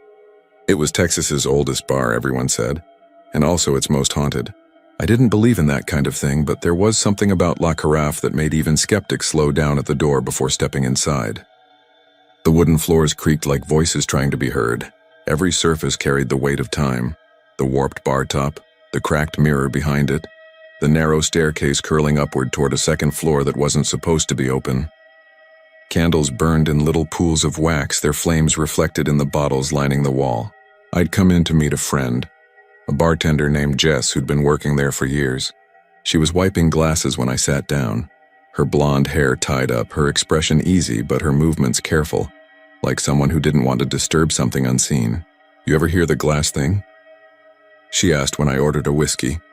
Her tone was casual, but her eyes stayed on the mirror behind me. "What thing?" I asked. She shrugged. "Glasses clinking when no one's touching them. Happens after closing, mostly. Sometimes upstairs, sometimes right here." She tapped the counter and smiled like she wanted to brush it off. "Old pipes, I tell myself. Or the building settling. But then you hear it like a toast, clear as day." As if on cue, a soft sound rang out from the far end of the bar, a single crisp clink like 2 glasses meeting. Jess froze, her rag mid-motion. The other 2 customers, a couple sitting by the window, looked up too. No one had moved. She exhaled and shook her head. "See what I mean? Happens all the time." The couple laughed nervously and the tension broke, but something inside me stayed alert. I drank my whiskey slower after that, watching the reflections in the old mirror. The flicker of candles made everything waver, and for a second I thought I saw someone standing behind me, a man in an old-fashioned suit, head bowed slightly as if deep in thought. When I turned around, there was no one there. Later that night, Jess told me the story of the upstairs window. Old rumor, she said, polishing another glass. After closing, people walking by swear they see a candle up there flickering, like someone's pacing back and forth. But we don't keep candles up there anymore. Why not? Because no one's supposed to go up there, she said quietly. Old wiring, unstable floorboards. Owner keeps it locked most nights, but sometimes the latch is open in the morning. I looked toward the staircase. The light barely touched the first few steps before fading into darkness. A small sign read, "Staff only." I could hear faint music from the speakers, but beneath it something else. A faint rhythm, like footsteps above us. Jess didn't seem to hear it. When the crowd thinned out near midnight, she poured herself a small glass of wine and leaned against the bar. "You want to see something weird?" she asked. I nodded, half expecting a ghost story, half hoping for one. She took a small key from her pocket and motioned for me to follow. The stairs groaned under our weight, the air growing colder with each step. The upstairs room was smaller than I'd imagined. Dusty tables, old portraits on the walls, a chandelier thick with cobwebs. The windows looked out over the street, but one in particular drew my attention. The center window where the candlelight was said to appear. The glass was streaked with grime, but faintly. I could see the reflection of Jess behind me. Except she wasn't moving. In the reflection, she was standing perfectly still, her head turned slightly toward the far wall where an old painting hung. A portrait of a woman with dark hair and hollow eyes. In the real room, Jess was looking out the window, but in the reflection, her face had changed. Her features were blurred, like someone else's were trying to press through. "Jess," I said quietly. She turned, normal again, confused at my tone. "What's wrong?" I didn't answer. I just stared at the painting. The woman in it wore an old 19th century dress, her expression sorrowful, her gaze oddly alive. "That's her," Jess whispered. "They say she used to live upstairs. Owned the place back when it was a boarding house. Her husband went to sea and never came back. She'd sit by that window every night with a candle, waiting for him. When they finally told her he was gone, she hung herself right up here. People still hear her crying when the wind hits right." We stood in silence. The air felt heavy, electric. I took a step closer to the painting and I swear I heard something. A soft sigh like someone breathing just behind the canvas. Then a faint sound of glass clinking again. But this time it was all around us, echoing through the empty room. Jess grabbed my arm. "Time to go," she said. Her voice was tight. We went downstairs, locking the door behind us. The noise stopped as soon as the key turned. When we got back to the bar, she tried to laugh it off, but her hands were trembling. "Old pipes," she said again, forcing a smile. I left around 1. The street outside empty except for the hum of traffic in the distance. I turned back once just before crossing the street. The upstairs window was dark. Then as I watched, a faint orange glow appeared behind the glass. It flickered once, twice, like the flame of a candle struggling against a draft. I took a step forward, my breath fogging in the night air. The light moved, not steady but slow, pacing from one side of the window to the other. I waited for it to fade, but it stayed. Then for just an instant, I saw the outline of a woman standing there. Her face wasn't visible, but the shape of her shoulders, the fall of her dress, and the slight tilt of her head. It was unmistakably human. The candlelight glowed beside her, and then, as if someone had snuffed it out, everything went black. The next morning, I called Jess, no answer. I tried again that evening. Still nothing. When I went back to La Carafe 2 days later, another bartender was there. A tall guy with a beard who looked like he hadn't slept much. "You must be looking for Jess," he said when I asked. "Yes, she here?" He shook his head. "She quit. Left a note saying she couldn't do nights anymore. Didn't even come pick up her last check." I looked past him toward the staircase. The staff-only sign was gone. The door at the top shut tight. "Hey," I said, pointing up. "Do you ever hear anything from up there?" He paused, his jaw tightening slightly. "Sometimes," he said, "but I try not to pay attention." That night, as I walked past again, I couldn't help glancing up. The windows were black, no light, no movement.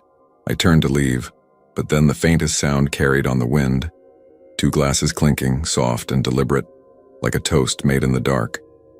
And in the reflection of the bar's front door, I could see the upstairs window glowing once more, a single candle burning steady, waiting for someone who would never come home.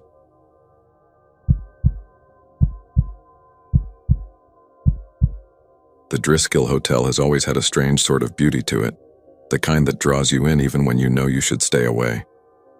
It sits right in the heart of downtown Austin, with its Romanesque arches and polished marble floors that seem to echo with something more than just footsteps. I'd passed it 100 times before ever stepping inside, always admiring how it looked both alive and ancient, like a place that had seen too much to ever truly rest. When my job sent me to Austin for a conference, I decided to stay there, just for one night. I told myself it was for the history, the charm, maybe even the thrill of sleeping somewhere rumored to be haunted. But I think part of me wanted to feel what everyone talked about, that strange heaviness that hung in the air of the Driscoll. The hotel staff were polite, almost overly so. The young man at the front desk smiled too widely, the kind of smile that hides discomfort. When he handed me my keycard, he avoided meeting my eyes and said softly, "You're in room 525. If anything feels off, sir, just let us know." It was an odd choice of words, and it lingered with me as I took the elevator up. The ride was silent except for the faint hum of old machinery. The mirrored walls reflected my nervous grin, and for a moment I thought I saw someone standing behind me. A little girl in a white dress, her head tilted down as if studying something in her hands. I turned quickly, but the elevator was empty. Room 525 was elegant in that faded southern way. High ceilings, ornate furniture, the smell of lemon polish, and something older, something like dust and roses. The curtains were heavy, velvet maybe, and the air conditioner rattled softly against the window frame. I unpacked, showered, and sat on the bed flipping through the local channels. But the feeling of being watched never went away. At one point I glanced at the mirror above the desk and saw movement, small, low to the ground. When I turned, a red rubber ball rolled out from under the armchair, stopping at my feet. My chest tightened. I bent to pick it up, but before my fingers touched it, the ball jerked away on its own, rolling across the carpet and disappearing under the bed. I knelt down, heart hammering, and lifted the bed skirt. Nothing was there, no ball. No air vent strong enough to move it, just the empty dark space beneath the mattress. I stood up, trying to convince myself it had rolled on its own, that maybe the floor was uneven. But when I checked later, the carpet was perfectly level. That night I couldn't sleep. The air felt heavy, charged with something I couldn't name. Around midnight, I heard faint footsteps in the hallway, light, quick, almost playful. They stopped outside my door. Then came a single knock. I froze, waiting, listening. After a few seconds, the knock came again, softer this time, followed by what sounded like a giggle. I hesitated, then opened the door. The corridor was empty, though I swear I heard the sound of a ball bouncing, faint and distant, echoing down toward the end of the hall. The next morning, I asked the concierge if the hotel often had children staying there. He looked uneasy and said, "Sometimes, sir, but not last night." Then he lowered his voice. "You're staying on the 5th floor, correct?" I nodded. Some guests report strange noises there. A little girl chasing a ball. It's been happening for decades.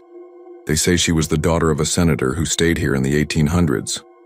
She fell down the grand staircase and died. The ball is how she finds you. If you see it, don't follow it. I laughed it off, but deep down I didn't. That evening I took a walk through the lobby. The marble floors gleamed beneath chandeliers, and portraits of old men in suits watched me with cold, painted eyes. I paused near the main staircase, its brass railings reflecting the golden light. The spot where the girl had supposedly fallen looked ordinary, almost too ordinary. I tried to imagine her, a child in a white dress, her laughter echoing, the ball slipping from her hands before she tripped. A chill crept up my arms. I left quickly, trying to shake the image. Back in my room, I poured a drink and sat by the window overlooking 6th Street. Music floated up from the bars below, the hum of Austin nightlife. I began to feel foolish for letting the story get to me. I was halfway through my whiskey when I heard it again, the soft, rhythmic sound of something bouncing on the carpet. I turned. The red ball was there, sitting in the middle of the room. I didn't move for what felt like a full minute. Then slowly I stood up and reached for it. The instant I bent down, a child's voice whispered from behind me, clear as day, "Don't touch it." I spun around, heart in my throat, but the room was empty. The curtains swayed slightly, though the air was still. My skin crawled. I grabbed my things and went downstairs to the lobby, demanding to change rooms. The night clerk didn't seem surprised. He gave me a key to room 403 and said quietly, "You're not the first." Room 403 was smaller, older. The wallpaper was peeling near the baseboards and the air smelled faintly of gunpowder. I didn't notice it at first, but as I unpacked again, I found myself drawn to the old mirror hanging above the dresser. It was tarnished around the edges like it had seen too many faces. I caught my reflection pale and tired, and behind me in the glass was the outline of a man. He wore a suit, old-fashioned, and there was a dark hole where his mouth should have been. I blinked and he was gone. I tried to rationalize it, but the story came back to me. Another legend tied to the Driscoll. A groom who had been left at the altar. They say he came to the hotel, bought a bottle of bourbon, and spent the night pacing that very floor before taking his life in the bathroom. I told myself it was just a story, but later that night I woke to the sound of someone humming. It was low, masculine, tuneless, and close. The light from the bathroom was on, even though I'd turned it off before bed. When I stepped closer, I heard a man's voice whisper, almost begging, "Why didn't she come?" Then came a sharp sound, metallic, final, and the light flickered out. I stood frozen in the dark, unable to breathe. The humming stopped. A moment later, the bathroom door creaked open on its own. I caught a faint whiff of smoke, bitter and burnt. Something inside me snapped. I grabbed my bag and bolted from the room, racing down the hallway until I reached the elevator. I hit the button repeatedly, whispering, "Come on, come on," until the doors finally opened. As they slid shut, I saw him again in the reflection, a tall man in a dark suit standing at the end of the hall watching me. When the elevator reached the lobby, I ran straight to the desk. The clerk didn't ask questions, just nodded and processed my checkout. He said quietly, "Most people don't last 2 nights. Some don't last 1." I left the Driscoll Hotel before sunrise, the sky still dark over Austin. From the street, the building looked as beautiful as ever, its lights warm and inviting, as if nothing inside could possibly hurt you. But I swear, just as I was getting into my car, I saw movement in one of the 5th-floor windows, a small figure chasing a red ball that wasn't there. And in another window higher up, a man in a suit stood staring down at the street, his face half in shadow. I never went back, but sometimes when I close my eyes, I can still hear that faint, hollow knock on my door. 1, 2. Then the giggle of a child echoing softly in the dark halls of the Driscoll.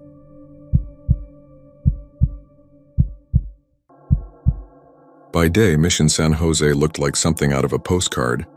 Sunlight poured over its limestone walls. The bell tower glowed like gold dust, and tourists wandered through the courtyard snapping photos of arches and carvings that had stood since the 1700s. But when the gates closed and the light drained from the sky, the air changed.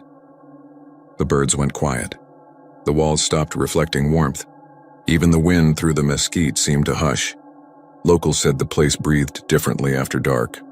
I never believed any of that until I started working there as a night guard. I got the job through a friend who knew I needed extra hours. The pay wasn't much, but the setting was beautiful. I figured a few quiet shifts among old stones and shadows couldn't hurt. The mission grounds were small enough to patrol alone, though I always kept a flashlight and a 2-way radio.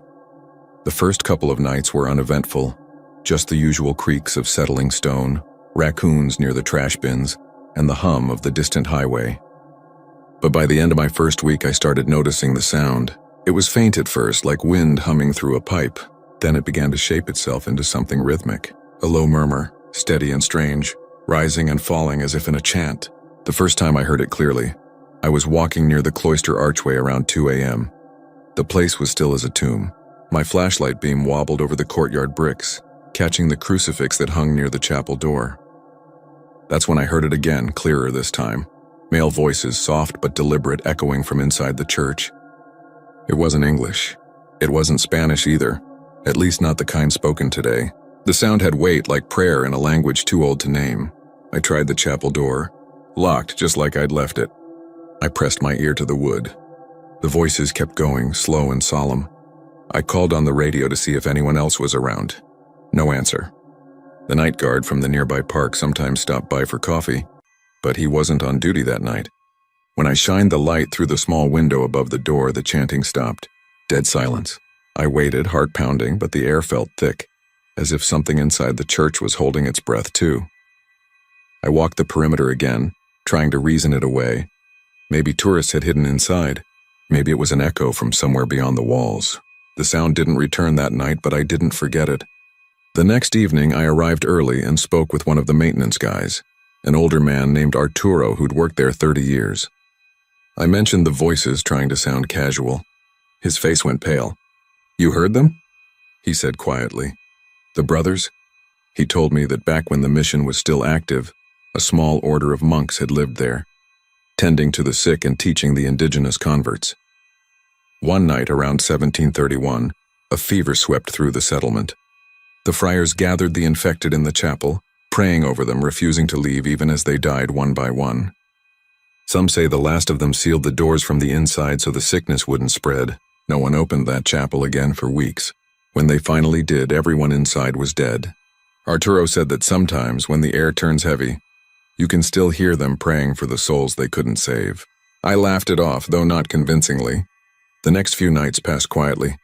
Then around 3 a.m. on Sunday, I saw movement inside the cloister hall, a flicker of robes pale in the dark. My light caught only stone and dust when I aimed it there, but I knew what I'd seen. I started walking toward the chapel again, slower this time. The chanting returned, faint but unmistakable, echoing through the corridor like waves on stone. This time I noticed something else. Footsteps pacing in rhythm as though more than one figure moved inside. My radio hissed and cracked just as I reached the main door. The chanting grew louder. Deep male voices rolled together in perfect unison, repeating phrases I couldn't understand. I pressed the radio to my ear. All I heard was static and what sounded like a heartbeat pulsing through the line. I yanked it off my belt and switched it off. Then I heard the latch shift. The chapel door creaked open an inch on its own. The smell hit me first, old incense, rot, and damp limestone. I called out, "Who's in there?" My voice broke halfway through the sentence, no answer. Just the chanting again, now surrounding me. It wasn't coming from a single direction anymore. It filled the courtyard, rising from the walls themselves. I backed away until I reached the fountain at the center. The water was still. I caught my reflection trembling in it and then another beside mine, hooded, faceless, standing directly behind me. I spun around, nothing, just the courtyard. That night I didn't finish my shift. I locked up and sat in my truck until sunrise, too afraid to even start the engine. The next morning, when the tourists came in, everything looked ordinary. The mission gleamed in the daylight. Birds sang again. But when I tried to tell my supervisor what happened, he just smiled politely and said, "They've been here longer than any of us. You'll get used to it." I tried. For 3 more nights I tried. But things escalated. Tools disappeared. Candles in the museum relit themselves. My flashlight would dim whenever I neared the chapel. On the last night I worked there, I found fresh wax drips leading from the altar to the courtyard, as if someone had carried a candle through the night. I followed the trail until it stopped beneath the bell tower. I looked up and for a second I swear I saw shapes circling the balcony. Figures in brown robes, their heads bowed, hands clasped in prayer. They moved in silence until the wind blew hard and the chanting rose again, filling every corner of that ancient stone place. I ran that night and I didn't go back. Arturo called me weeks later to say they'd hired someone new. I didn't ask if he'd heard the same things I had. But every so often, when I drive past that part of San Antonio late at night, I turn off the radio just to listen. If the wind is right, you can still hear them. The brothers of San Jose praying for the souls trapped within their walls, speaking a language the world has long since forgotten. And when the bells ring past midnight, even though no one touches them, I know it's their way of reminding us that some prayers never end.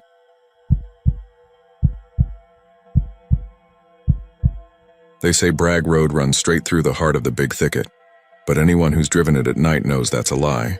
It doesn't feel straight. It twists in ways your eyes can't see, bends time and direction until the forest seems to lean in on you, swallowing the world beyond your headlights. I grew up in Quincy, not far from there, and we all knew about Ghost Road. Kids told stories of the phantom light, a single white glow that floated through the trees, sometimes chasing your car until it vanished in smoke. People called it headlights from a dead conductor's lantern, or a spirit searching for his missing head. Most wrote it off as swamp gas or tricks of humidity. But when I went there one night with my cousin Travis and his friend Dean, I saw it for myself. And what I saw wasn't swamp gas. We were 17, bored and looking for something that'd make our blood race. It was August, humid enough that the air clung to your lungs. The three of us had piled into Travis's old Ford Ranger, beer in the cooler, music humming low. Bragg Road started as a wide gravel path and narrowed the deeper we went, swallowed by dark pine and cypress. The further we drove, the more the night pressed against the windshield, and the headlights seemed to shrink. The forest out there doesn't echo. Sound just dies in it. We killed the engine about 4 miles in. Travis shut off the lights and the world went black. You could hear every bug, every distant rustle of a night bird. Dean cracked a beer and laughed too loud like he was trying to scare away the silence. I remember saying something stupid about how this was the road where people vanished. How some folks claimed to have followed the light for hours only to end up in the same spot they started. Travis rolled his eyes and said ghosts weren't real. Then we saw it. At first it was a faint glow, maybe 50 yards down the road. Just one light floating low to the ground, too high for a campfire, too steady for a flashlight. It flickered but didn't move. Travis said it was probably another truck coming, but there was no sound, no engine, no crunch of gravel. Dean leaned out the window and shouted, "Hey, you lost out there?" The light didn't react. It just hovered, then started gliding toward us. Travis turned the key, but the engine sputtered. The light came closer, steady as a heartbeat, and I felt the air shift my heavier, colder. Dean stopped laughing. The glow reached maybe 30 yards away now, and I could see it wasn't a beam or a reflection. It was a perfect white sphere, bright enough to light the trees around it. The branches shimmered like wet bones. Travis finally got the truck started, and when he threw it in reverse, the light surged forward fast. It wasn't floating anymore. It was charging. We tore backward down the road, gravel spraying. I kept my eyes locked on the mirror, and the light stayed behind us, matching our speed. It didn't bounce or shake. It just followed, closing in until the cab filled with that blinding glow. I screamed for Travis to floor it, and he did. The truck fishtailed, tires screaming against the dirt, and then the light exploded. Not in sound, but in silence, bursting into a cloud of pale smoke that vanished the second it hit the air. When it was gone, the forest went darker than before. The headlights cut through nothing but dust.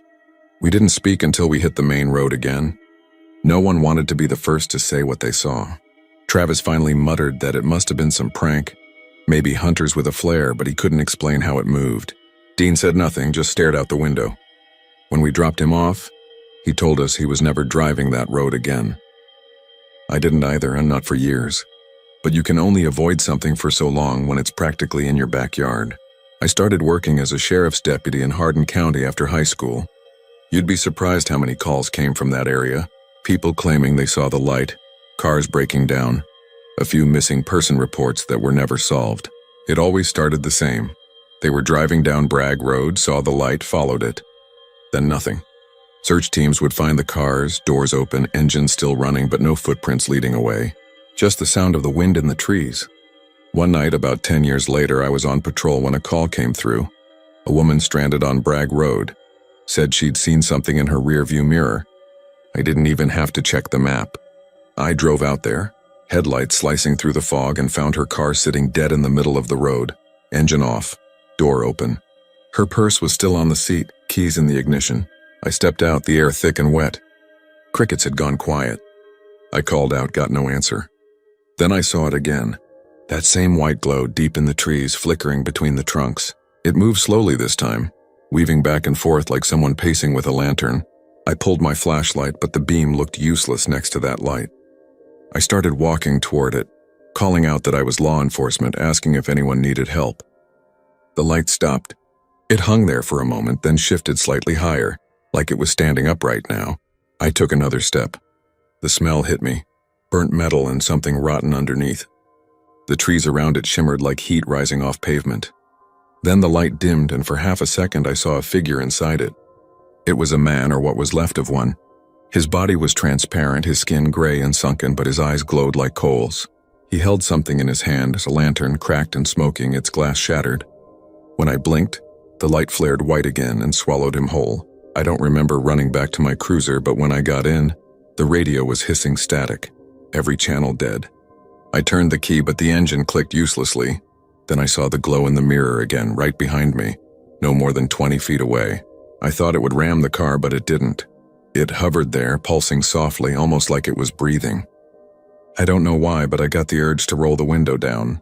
The air that came in was freezing cold. Colder than any Texas night had a right to be. I heard something, faint under the hum of the light, a voice. It was whispering my name, slowly, drawn out like someone trying to remember how to speak. I grabbed the handle to roll the window back up, but it jammed halfway. The voice came again, closer now, almost in my ear. Then the light blinked out. Total darkness. When it came back, the world was empty. The car started on the first try.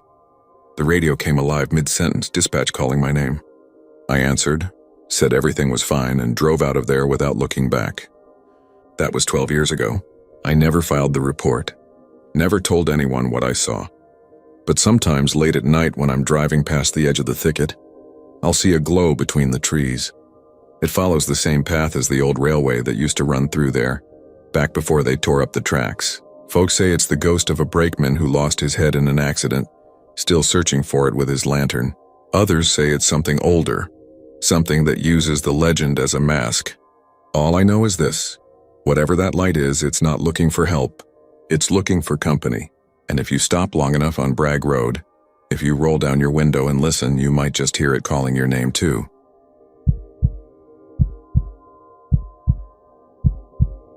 The Alamo still stands proud under the heavy Texas sun, its limestone walls bright and warm by day. But when the heat dies and the tourists vanish, it becomes something else entirely. I moved to San Antonio last spring, a history teacher trying to make a new start after my marriage ended. The Alamo had always fascinated me. I'd visited as a kid, watched the reenactments, memorized the names of the defenders like saints in a holy book. Crockett, Travis, Bowie. The thought of standing where they stood stirred something in me, a kind of reverence for the men who fought and died believing their sacrifice meant something. When I took a part-time volunteer shift helping with the Alamo's late-night archival project, I didn't think much of it beyond earning a little extra money and indulging my obsession. The place was beautiful after closing, silent, still, timeless. But it was also wrong somehow, like it had a pulse that beat just beneath the stone. The first few nights were uneventful. I cataloged old photographs and letters, working in the low glow of a desk lamp inside a side office that had once been part of the old chapel. The air always carried that faint smell of dust, stone, and something metallic like old coins. The security guard, a middle-aged man named Ramos, did his rounds quietly. He was a soft-spoken local who always warned me to pack up before midnight. "You don't want to hear them," he'd say, half smiling like he was joking, but his eyes told me he wasn't. When I asked who he meant, he'd just shrug. The ones who stayed behind. One night the power flickered. Not out, just a soft dimming like the air itself had thickened. I heard it then, low murmurs echoing from the courtyard. I thought maybe Ramos was talking to someone, but when I peeked through the narrow window, he wasn't there. The courtyard was empty except for the flags swaying slightly in the night breeze. Then I noticed something strange about the shadows. They didn't match the flagpoles. They seemed to be moving independently, like figures pacing slowly. I shook it off, blaming my tired eyes, and went back to work, though I couldn't focus after that. Every scrape of paper and creak of the old wood seemed too loud, too alive.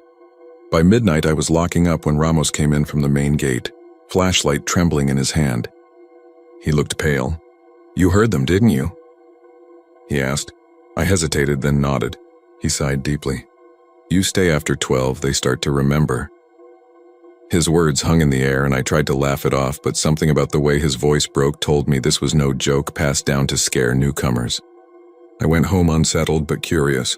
The historian in me couldn't leave it alone. Over the next week I started digging.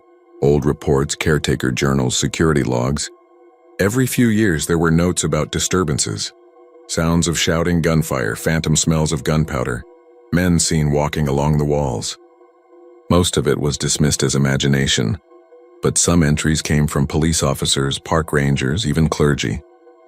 Each mention happened after midnight. The next Friday I stayed late on purpose. I told Ramos I had paperwork and locked myself in the office. Around 12:17 it began, a distant rhythmic pounding like boots striking the ground in formation. Then faint cries carried through the thick stone. I froze, the sound growing clearer, a man shouting in Spanish, another yelling orders. Then the smell hit me, sharp and acrid like sulfur and blood. My hands started to shake. I wanted to leave, but the air felt heavy, pressing me down. I could hear muskets firing, the clang of metal, the desperate thud of men slamming against doors. I stepped into the corridor, the flicker of light playing tricks on the walls, but when I turned the corner I saw them. They were translucent at first, gray shapes moving with purpose, then clearer. Men in tattered uniforms, their faces blood-smeared and hollow, eyes wide with something beyond fear. They charged forward, shouting, aiming invisible rifles. One fell right through the wall, screaming a name I couldn't understand. I stumbled back, tripping over a box of documents. My lamp crashed and went out, plunging everything into darkness except for a dim orange glow bleeding from the main chapel door. Drawn by something I couldn't explain, I followed it. Inside the chapel, the air shimmered like heat rising off asphalt. And there he was, at least I think it was him. A tall man in a ragged blue coat, one shoulder torn open, his chest soaked red. He stood by the altar holding a flintlock pistol, eyes staring straight ahead. His lips moved, whispering words I couldn't make out. Then he turned to me, slow and deliberate, and said, "They broke the line." His voice was cracked but real, echoing around the stone. I wanted to speak, to tell him it was over, but I couldn't move. He looked past me toward the doors and screamed. A gunshot ripped through the silence, though there was no weapon in sight. The force knocked me back and I hit the ground hard. When I came to, Ramos was standing over me. Sunlight was streaming through the stained glass, painting the room in gold and blue. "You shouldn't have stayed," he said, helping me up. "They don't like witnesses." My shirt smelled faintly of smoke, though there were no signs of fire. My hands were blackened as if I'd handled soot. I left that morning shaken, but convinced there had to be an explanation. Maybe some kind of mass hallucination triggered by exhaustion or old air vents. But when I showered later, I noticed a mark on my shoulder. An old burn scar, faint and circular, like the end of a hot musket barrel had pressed against it. I quit the volunteer work after that, but I couldn't let go of what I'd seen. I came back one last time as a visitor, standing outside the chapel in the afternoon sun, surrounded by tourists snapping photos and kids eating snow cones. Everything looked normal, peaceful, yet I knew once the gates closed and the city quieted, it would start again. The past replaying itself endlessly. Soldiers fighting and dying for something long since turned to dust. I saw Ramos at the edge of the courtyard. He nodded to me, eyes heavy, and whispered, "They never left." That night I couldn't sleep. My phone buzzed with a notification from the Alamo's camera feed, the Historical Society's archive system. I hadn't touched it in weeks, but for some reason it had logged new footage under my credentials. The timestamp was 12:31 a.m. I opened it, heart pounding. The camera panned across the chapel interior, perfectly still, until a flicker of motion appeared by the altar. A man in blue standing alone, head bowed. Then another figure, me, entering the frame. The soldier turned, lifted his pistol, and fired. The feed cut out. I stared at the screen until dawn, my reflection faintly visible in the dark glass, wondering whether I had seen ghosts that night, or if I had become one of them.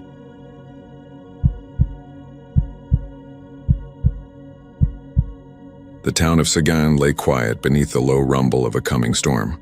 The air had that heavy, charged feeling that makes the skin prickle long before the first lightning splits the sky. It was late evening, and the horizon was bruised purple where the clouds gathered over the fields. Along Highway 90, just east of town, the road curved toward a narrow bridge spanning Woman Hollering Creek, a shallow, twisting vein of muddy water that cut through the countryside. Most locals avoided that crossing after dark. The few who didn't learned why. I had heard the stories all my life.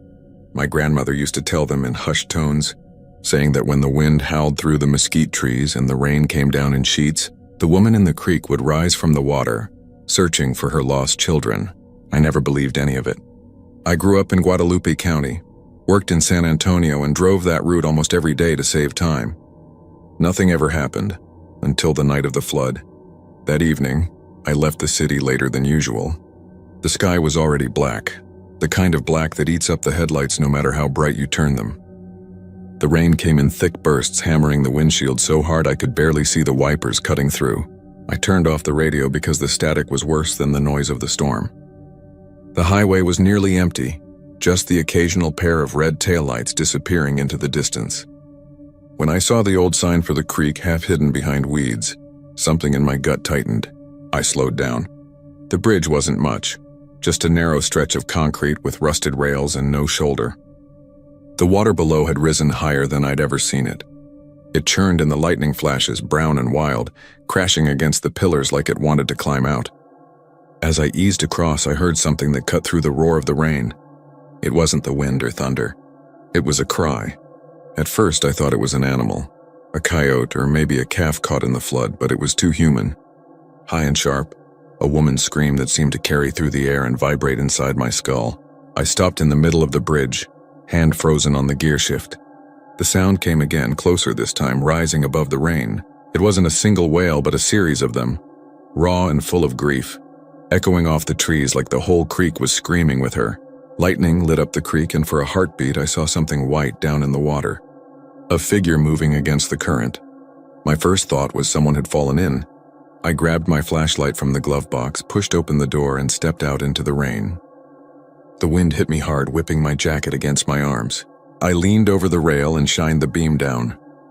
The water surged and foamed, carrying branches and debris, but in between the flashes of light I caught a glimpse of her.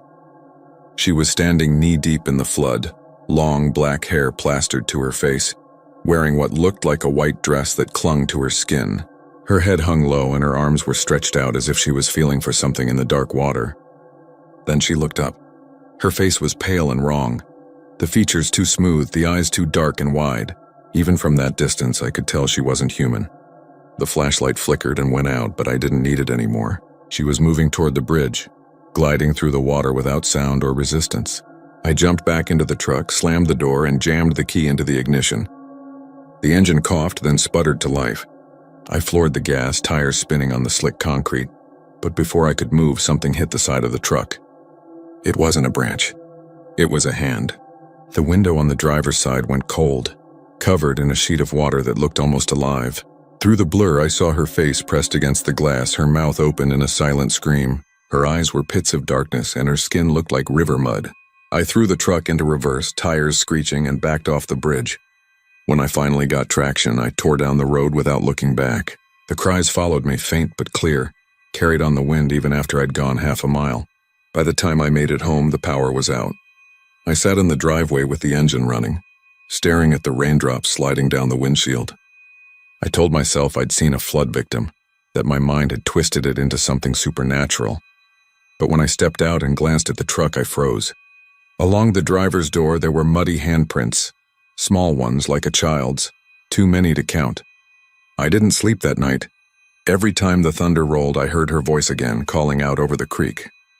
In Spanish at first, then in something older and harsher, like the language itself had drowned. The next morning, I drove back to the bridge. The rain had stopped and the creek had dropped back within its banks. A county truck was parked on the shoulder, and two men in orange vests were staring at something in the water. When I asked what happened, one of them said they'd found footprints along the mud bank, bare feet, small ones leading into the creek but not out. Over the next few weeks, I tried to forget it. I even avoided that road altogether. But one night on my way home, traffic on the interstate forced me to take the detour. When I reached the bridge again, the sky was clear, the moon high and bright, and the water below was calm. I told myself it was just another road, just another creek. But when I passed over the midpoint, my radio crackled and cut out. The headlights flickered. Then I smelled it, the sharp, earthy scent of wet soil and decay. I didn't want to look, but I did. She was there again, standing in the middle of the road ahead, dripping and pale, her long hair hanging in ropes over her face. I slammed the brakes, but she didn't move. Her hands lifted, and I saw what she was holding. Two small, sodden bundles pressed to her chest. The wind howled across the bridge, and she opened her mouth. Her cry ripped through me, loud and broken, not just in my ears, but in my bones. Then she was gone. The road was empty, but the puddles on the concrete rippled as if someone had just stepped through them. I drove home shaking, my hands locked around the wheel. I knew then what the old stories meant when they said she weeps for her children. Some said she drowned them herself, cursed by her guilt to wander forever. Others said they were taken from her and she searches for them in every storm, calling to any soul foolish enough to listen. That was years ago, but I still hear her sometimes. When the sky turns black and the wind rises over Guadalupe County, her voice rides the storm, thin and distant but unmistakable. It comes from the direction of the creek, wailing and pleading, a mother's sorrow that never ends. And if you drive that bridge when the rain starts to fall, roll up your windows and don't look out, because if you do, you might see her standing in the water holding out her arms to you asking if you've seen her children. And if you answer even to say no, she'll take you by the hand and drag you into the dark water where her cries never stop.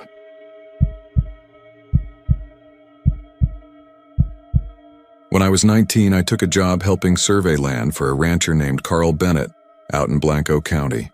He owned several hundred acres along a stretch of limestone hills locals called the Devil's Backbone, a twisting ridge that seemed to run forever through cedar and oak. The name wasn't just for show.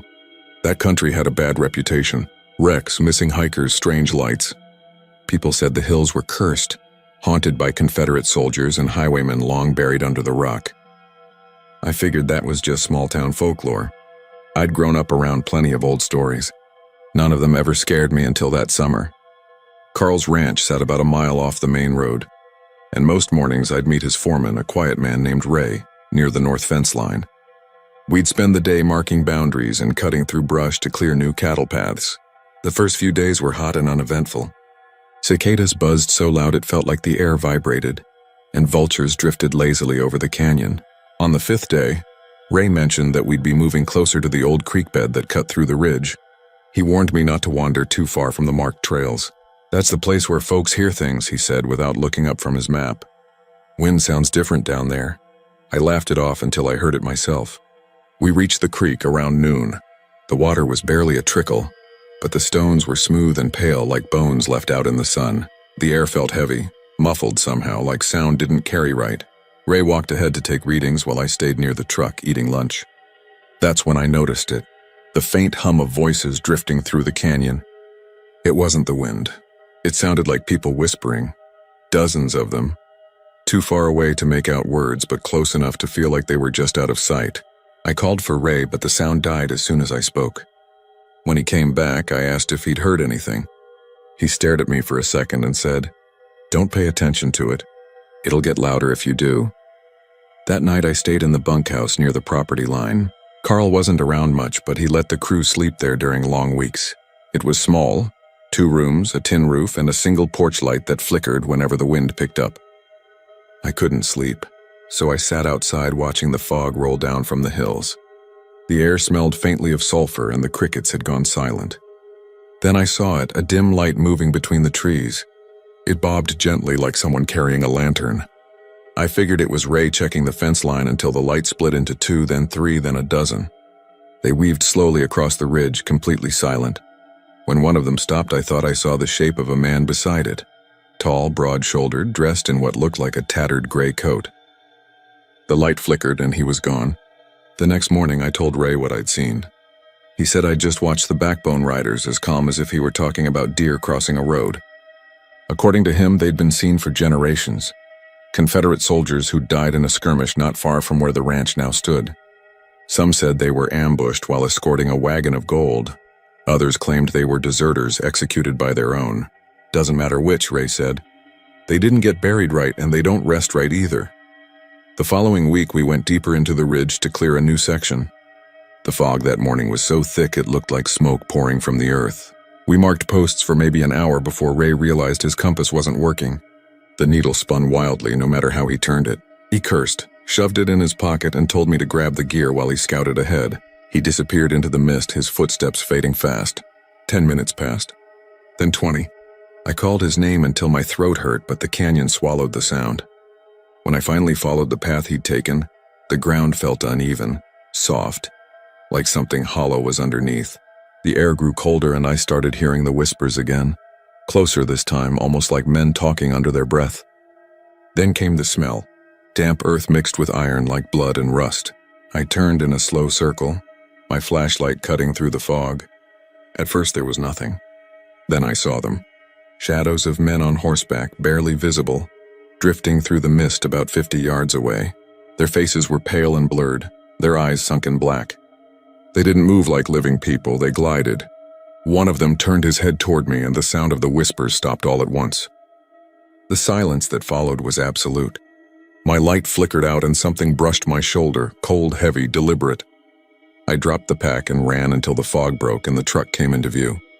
Ray showed up nearly an hour later, pale as chalk and shaking. He wouldn't say what happened. We drove back to the bunkhouse without a word. That night he packed his things and left.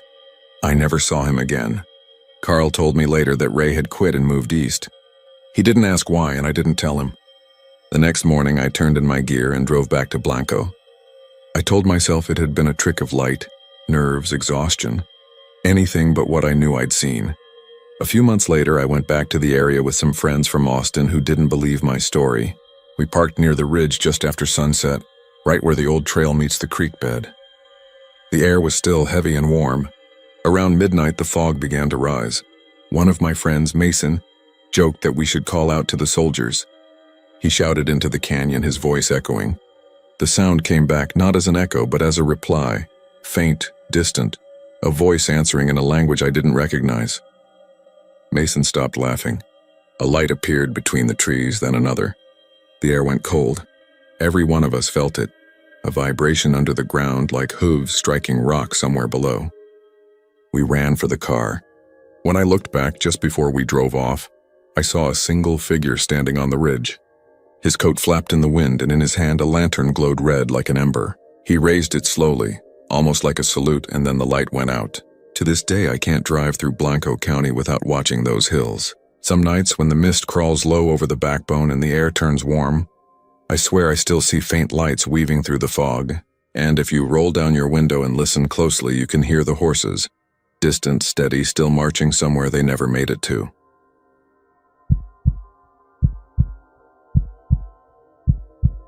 You can turn away from a sound you do not like. You cannot turn away from a sound you half remember.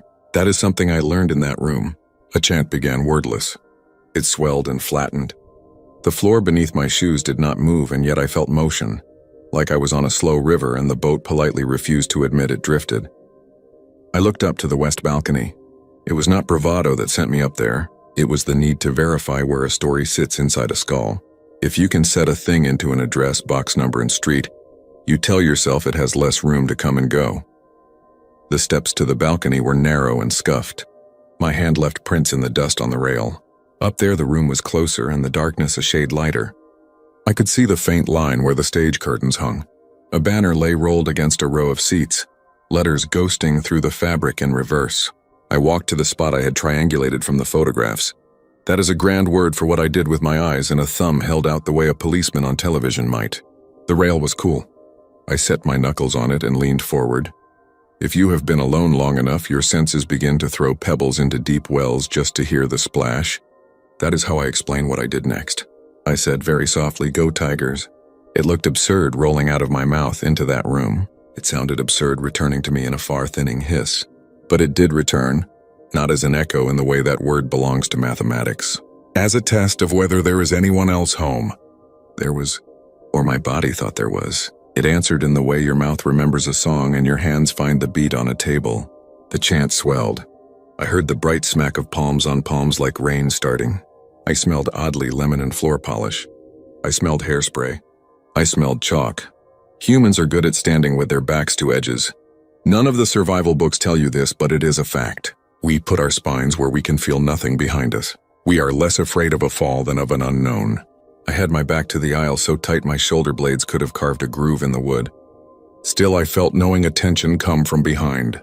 Not movement, not breath, attention itself. As if the darkness had stood up on its hind legs and would clap in a moment. The rail hummed under my knuckles the way metal hums when a heavy truck passes on a street you cannot see. I turned because no job is worth not turning when your skin asks you to. She was not inches away, and that surprised me. In the photographs, she always seemed close to the rail. She stood 3 or 4 seats back in the aisle, where the balcony cast a deeper pocket of shadow that gathered itself around her like it knew her tailor. The shape was woman-shaped in the way a dress form is woman-shaped. The pale cloth fell straight. The head was tilted the way you tilt your head when you do not want to be rude, but cannot make out a word. The features were not visible. That saved me. If I had seen eyes, I think everything inside me that was still a cop or a father or a man who pays his bills would have cracked. A hand lifted in a small gesture between greeting and caution. The chant fell away like someone had slid a pane of glass in place. I said, "I'm sorry." That made no sense until later. Then it made too much.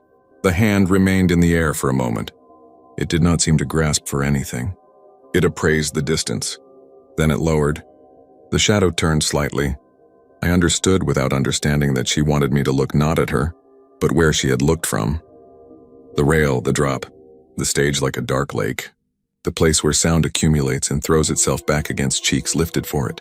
I moved to the rail again, unwilling to give my back entirely, and looked down as if you could see sound. There are seams in old rooms. They are not in the walls where plaster meets stone, but somewhere above your head, where the past sits against now. A seam opened. That is the closest I can say it.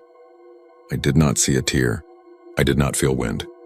The room shifted from empty to occupied with the careful brightness of an old film spooling. 2 flags hung at the back. The banner on the floor had unrolled and shouted letters across itself. Kids in letter jackets lined the front row, and their faces were lit like candles by whatever memory does to light. A woman with hair lacquered into a high style stood at a microphone.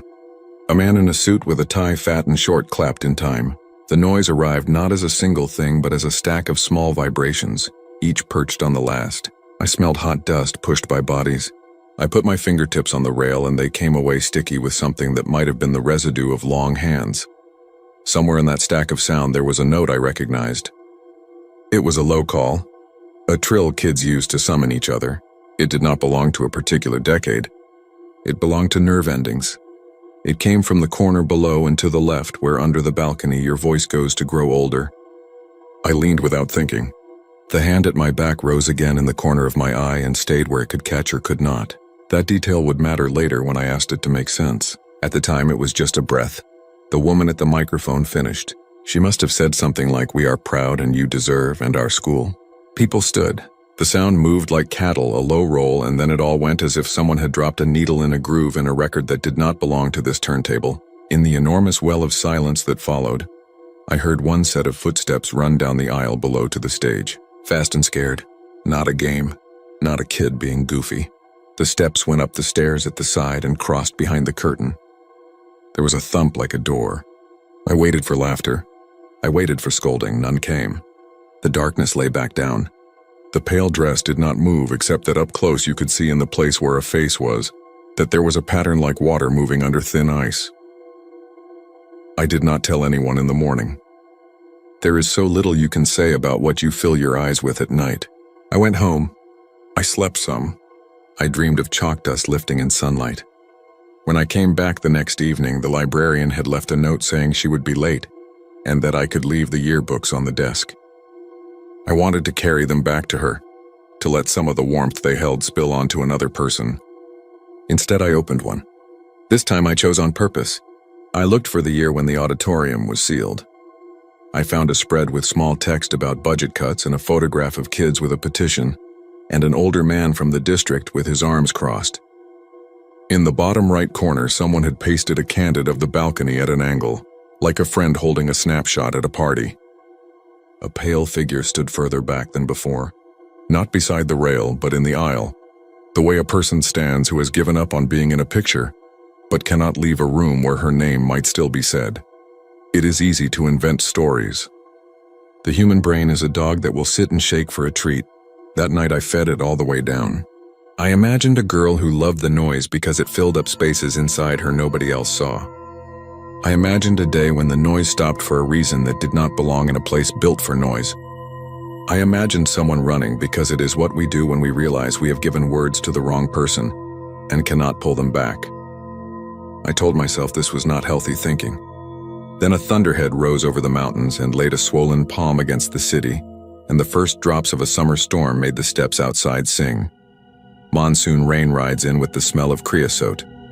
It smells like relief and warning together. The building took that smell in. The lights flickered. My keys chimed. Somewhere down 2 hallways, a locker door tapped itself closed. It seemed appropriate to check the auditorium again during rain. If the ghost of a pep rally was going to stir anywhere, it would be in a room made for noise when the sky contributed drums. The side door lock, which had been reluctant before, yielded under my hand as if something behind it had already decided. The air inside was cooler, thinner. The rain insisted politely on the roof. I walked without turning on my light because I wanted to see if the room would manufacture its own. It did. A bleached gray soaked upward from the floor and made ribs of the rows of chairs. Water found a leak somewhere and ticked onto the stage. I cannot say the room filled again. That would make it sound like a repeatable trick.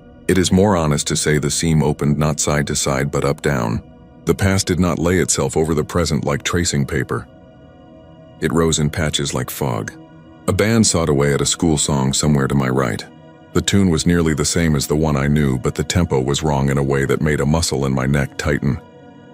The chant tried to begin, then stopped as if redirected by a teacher with a look. I took the stairs and did not watch my feet. The balcony greeted me with that small thrum in the rail and the knowledge that I stood where 1,000 other kids had leaned and shouted and learned to make a collective mouth. She was not there at first, and I felt a spike of relief and loss. I put my hand on the rail with deliberate care, the way a person puts their hand on a dog that is not theirs. The rain tapped its code. The seam widened enough to admit detail. The woman with the microphone from the night before appeared at the edge of the stage. Her face was clearer and kind in a practical way. She did not fear teenagers. A boy moved along the front row handing something out. The pale dress took shape behind my right shoulder, 3 rows back. She did not arrive from anywhere. She arrived like a thought you have always had and only now notice. I said again, "I am sorry." I do not know what I was apologizing for. It might have been for standing where she had stood. It might have been for the boldness of my looking. It might have been for a running girl I invented. The hand lifted just as it had before and hung there. The angle held were, you could call it a benediction or a warning and be correct either way. A light popped somewhere backstage the way bad. Lights pop, a small explosion like a bubble of air in glass. The sound came up to us in a neat package ripped open and spread. Her head turned toward the far end of the balcony. There was a little door there. I had noticed it the night before and assumed it led to lights or storage. Now it stood ajar by an inch and black behind. Something waited there that was not a shape yet was a crowd. That is the only way I can say it. A pressure that did not belong to one person. I had the sense of kids standing shoulder to shoulder in a photograph that had never been taken. The pale dress did not step toward it. She did not retreat. She watched. The chant began again. Louder now. A real chant. The consonants striking the air like a match. The door opened another inch. The pressure leaned. I stepped sideways because something inside me was still a man who would rather be between a problem and the stairs. The hand that hung in the air followed a fraction, a measurement only the small muscles in my neck might notice. If it was warning me, it was too late. The pressure in the doorway resolved into the idea of a girl. Not a girl the way a person is a girl. A margin. An outline where a girl ought to be if she had not left the building with the rest of the seniors when the bell rang. She ran soundlessly into the aisle a level below mine, the same fast run that had thumped the night before. She reached, the stairs to the stage, and the run broke apart into the small fight a body has with a choice. She turned her head back toward the balcony and everything in her outline fanned open like paper. If the pale woman had eyes, this is where they would have met. I heard words then. Not loud words. Not a scream. A sentence spoken the way you speak. To a person at a bus stop when you think the bus will not stop at all. I could not make out the words. They were not in English and not in Spanish. They were in the language people use before words become property. The girl made the decision that had already been made. She went behind the curtain. The door slammed. The room emptied of its fog as quickly as a crowd evaporates when authority arrives. The rain ticked. The small leak on the stage kept time. I was alone again with the idea of the woman at my back. I turned and she stood as she had stood, pale as steam, patient. The hand lowered 1 slow inch. That is all she did. She did not beckon. She did not forbid. She confirmed that I had seen a thing that could not be held by one pair of eyes. I thought about leaving. I thought about calling someone. I thought about walking down there and opening the door behind the curtain and letting whatever waited in that pocket of darkness spill out onto the stage to be named and put away. I am not brave and I am not an idiot. I went down the stairs and out into the hall. The wind slipped in under the doors and made the flags talk to themselves. A teacher's laminated certificate on the wall buzzed against the cinder block from the air conditioner. The little archway with its bricked curtain looked as respectable as a grave. I touched the tape on the sign that asked me not to disturb it. and felt grit that had been skin a long time ago. The librarian arrived earlier the next afternoon and saw my face and said, "Honey, you look like you ate a cold pepper." She was a blunt woman with a silver chain and the posture of somebody who had carried heavy boxes of books for decades. I asked her if she had ever seen anything in the photos. She said, "Like what?" I said, "Like somebody who forgot to leave." She looked at me and then down at the yearbooks and then at the hallway behind me, where a group of cheerleaders in modern bright colors walked past practicing a clap. She said, "It depends on how far back you go." Then she opened a volume from the 30s and tapped a page with her nail. The caption named a homecoming queen who had been asked to sing. The name was not important. The song was not important. The way the balcony rail in the top right corner contained the smallest white smudge like a petal caught in a seam was suddenly very important. She closed the book. She said, "Do not go alone if you go." Then she went about her work. The storm broke. That night after 11 and the air came clean and cool. The city sounded relieved in a way you had to live here to hear. I walked my loop and felt watched without malice. The sealed archway held its quiet. I took my time getting down to the side door because I had decided, and I wanted to give my decision room. Inside the auditorium, the air sat like a held breath. I did not call out. I went up. I stood where I had stood and looked at the door at the end of the balcony that had been ajar. It was closed now, and the seam of it was a line of black that looked drawn with a pencil. I do not know how you do it with your hands when your mouth is no longer enough. I put my palm on my chest so my thumb touched my collarbone, and then I moved my hand outward in a small offering. The pale woman did not mirror me. She lifted her hand again to that same angle. The room waited like a question that has one word for an answer, and your tongue knows it, but your teeth will not let it pass. I walked toward the little door, because I thought if I did not, my body would learn to never again walk toward anything that matters, and that is a kind of death. The doorknob was wood-worn to round. It gave in that half-inch of slack old doors have before the latch thinks about it. The smell behind it was dry cloth and old glue. A wedge of a room lay there with a light ladder to the catwalk and a wall of electrical switches that were long dead. On a shelf sat a box. It was the size of a shoebox and covered in brown paper and twine. Kids know the meaning of boxes in off-limits rooms. I knew it too, but I was no longer a kid. I set the box on the floor because there was no table, and because the floor is a better witness. The twine gave up with a soft groan. Inside was a coil of old negatives, a metal press plate for a yearbook page, a program for a pep rally, and, in a packet that had once been white, a photograph of the balcony taken from the stage. The pale figure was there in detail that made my breath go shallow. Her face was not. The way a face occupied space was. A shadow where a shadow did not belong lay along her cheek. In the front row below the balcony, a girl looked up. She was all outline and energy, hair in a ribbon, jaws set the way girls set, their jaws when they are told to be quiet and decide not to be. Someone had written in pencil on the back a date and the words ask her to stop. The pencil had bitten the paper so hard it left dents. I put the photograph back. I put everything back the way it had been, except that is a lie people tell themselves to make what they touch feel less touched. I closed the door. The pale woman had not moved. She was air in dress and posture. I said aloud because there was no sense not to. "I see you." The chant rose far away as if the city had tossed a tin can down a street. She raised her hand and, this time the hand made a smaller motion. Fingers turning down like a wave seen from a window of a train. Not farewell. Permission to go before something caught me that would be polite and ruinous. I left the room and locked what I could and signed my sheet and sat in the office until dawn, because dawn is the authority we all submit to. The librarian brought me coffee. Kids came in damp-haired and smelling like laundry and gum. A teacher nodded to me and I nodded back, and in that nod was an entire treaty. The day filled the building with noise, and the noise was the right kind, the kind that comes with trouble that can be handled. I thought I could keep the night folded and put away. That is another lie. The city put out the call for volunteers to help sort the yearbook archive for the scanning project. I took a shift because I wanted to hold the past by its corners. We made stacks.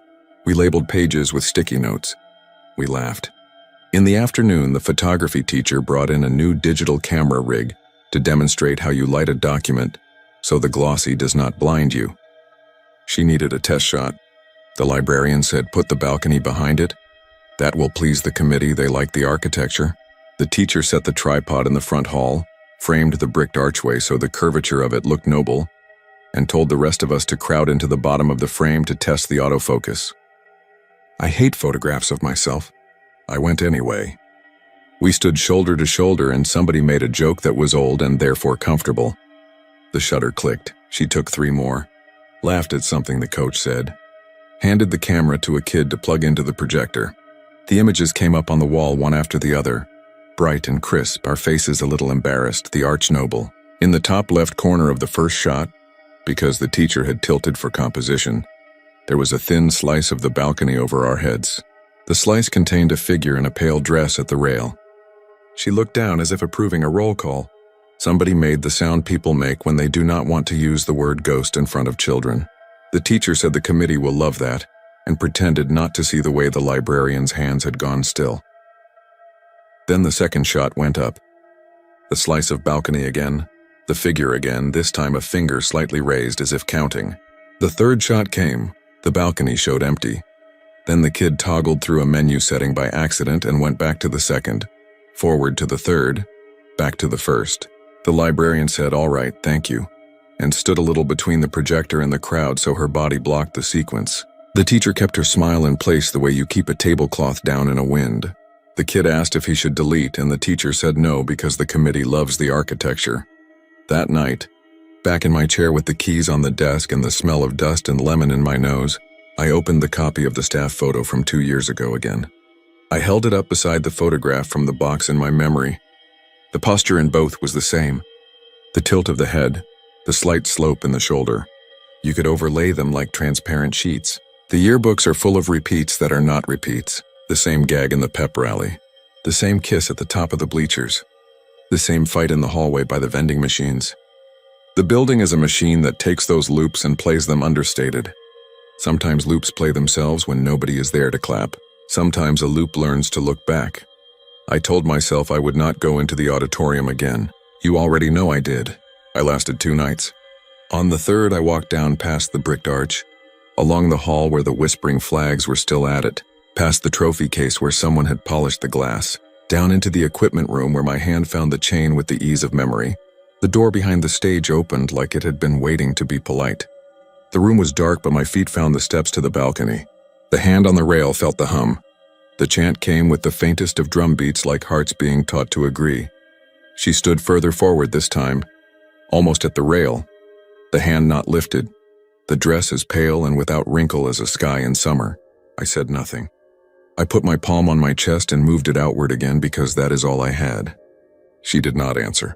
She did the only other thing I had ever seen her do. She turned her head to the little door. It was open as if a thought had widened it. The pressure inside it was not a crowd now. It was a single attention that had learned the angle of me. It had the patience teenagers have when they decide to wait you out. I did not go through that door. There are stories where the man goes through and finds proof. There are stories where he finds his missing hour and sets it back into the watch. I am not in one of those stories. I stood long enough to hear the outline of that running girl go down the aisle below again, up the stairs again, behind the curtain again, the thump again. I made myself say a word into the humming air. Stop. The word fell like chalk dust. It was not caught. It did not strike. The pale woman at the rail did not turn. Her role was not to answer. Her role was to witness. On my last night at the school, the committee brought me a thank you card for helping. They used a photograph for the front. It was the test shot the photography teacher had taken, cropped so the bricked arch looked stately. The pale swath of balcony had been trimmed off. It made sense. You do not put old rumors on thank you notes. I turned it over in my hands, feeling the stiffness of the paper and the warmth that lives where a bunch of people wrote their names. I put it on the desk. I signed the sheet one last time and went outside to the top step and looked over the city. The wind ran its fingers over the face of the building. Down on the highway, the little beads of headlights flowed. The mountain star watched, indifferent and fixed. Somewhere far away, thunder made a sound like the rolling end of a long cheer. I thought about what you keep and what you let pass. I thought about a balcony that can be sealed with brick and a door that cannot. I thought about the way a building learns to hold the heat of a day and let it go slowly, like a person pretending not to weep. When I turned to go inside, I looked up almost without wanting to at the dark windows along the front. In the second from the right, there stood something as pale as a handkerchief hung to dry, and then it was not there. The librarian still sends me a holiday card. Last year, she tucked in a photocopy of a yearbook page from the 40s. The balcony in that one held a small smudge most people would call a flaw. She underlined it with a pencil and wrote in a neat teacher's hand, "Do not be alone if you go." This year, she sent a clipping from the El Paso Times about the restoration of the auditorium. Grants and volunteers and brave new exits. At the bottom of the column was a photograph. Workers in hard hats stood shoulder to shoulder, grinning under the west balcony. Above them, at the rail, the pale dress, a hand lifted just enough to count. I asked myself whether the editor saw it. I asked what it costs a city to have a ghost everyone knows and keeps anyway, on a Tuesday. In late spring, I sat in my kitchen and flipped through a copy of the most recent yearbook because the librarian had left it at the front desk of my apartment building with a sticky note that said, "You helped." The pages were glossy, the colors too bright for my taste. The kids beautiful in that way that is not about faces but about velocity. Halfway through, I found a full-page spread. The caption said, "Traditions never die." The photo was of the front steps at dawn. The columns stood like teeth. The mountain star was still on. At the top left corner, the balcony showed a slice of itself, and there I stood. Unmistakable, one hand on the rail. My posture, a man leaning into a room that can lean back. The angle of my shoulders was mine. The width of my wrist, a fact. I have never in my life been in that place when a camera faced that way. You can say double exposure. You can say trick of software. You can say a committee with a good sense of humor. You can say a lot. The librarian had not underlined this one. She had just written, "Careful." I turned the page. The paper made the small sound paper makes when it carries too much ink. In the kitchen, the refrigerator clicked as it remembered to do its job. Outside, the mountain star went off with the absoluteness of a switch. I set my hand on the yearbook and felt through the paper to the wood of my table, and through that to whatever the table had to say. When I looked up, the room had that quality rooms get before a storm, a lifting, an attention that belongs not to anything in the room, but to the room. I sat with that for a while. Then I stood and went to the window and watched the sky decide. In the glass, I could see my own reflection, and behind it the faintest suggestion that a balcony somewhere had found me, no matter which set of doors I had finally chosen to lock. Later that week, I took the long way home and drove up past the school. A late practice had just let out. Kids poured down the stairs like a river in a channel. A custodian propped a door with his hip and laughed at something said by a girl whose ponytail cut the air like punctuation. The building glowed with that evening warmth handmade by a day full of bodies. As I eased past, I heard it. Not the chant, my name. It came from the direction of the balcony, and it sounded like it had been spoken in a place where the air did not expect to carry a name and did so anyway. I did not slow down. I did not look up. I kept the car in its lane, and the city moved around me, and the Franklin Mountains held themselves the way mountains do, when they have seen everything already and will see it again. At home, the yearbook lay on my table, open to the page, with my not-self standing at a rail, where people go to participate in a kind of honest magic. I might have torn it out. I might have framed it. I did neither. I closed the book and put it on a shelf, and to this day, when the weather rolls in off the desert thick with the smell of creosote and rain, the old auditorium steps into my living room and stands there politely without claiming what it never needed to own. The noise rises like heat. A woman in a pale dress lifts her hand as if to count. A girl runs soundlessly for the door behind the curtain. Somewhere a camera clicks at just the wrong right time and saves a slice of a room that refuses to be entirely present or absent. The rest of the city goes on with everything a city must do to wake up again the next day. The building on the hill keeps its promise to be stone and memory both, and if you ask it nicely, it will tell you your name in a voice made of 1,000 other people calling someone they love or thought they did across a stretch of years that can hold more than any one person should have to stand and witness.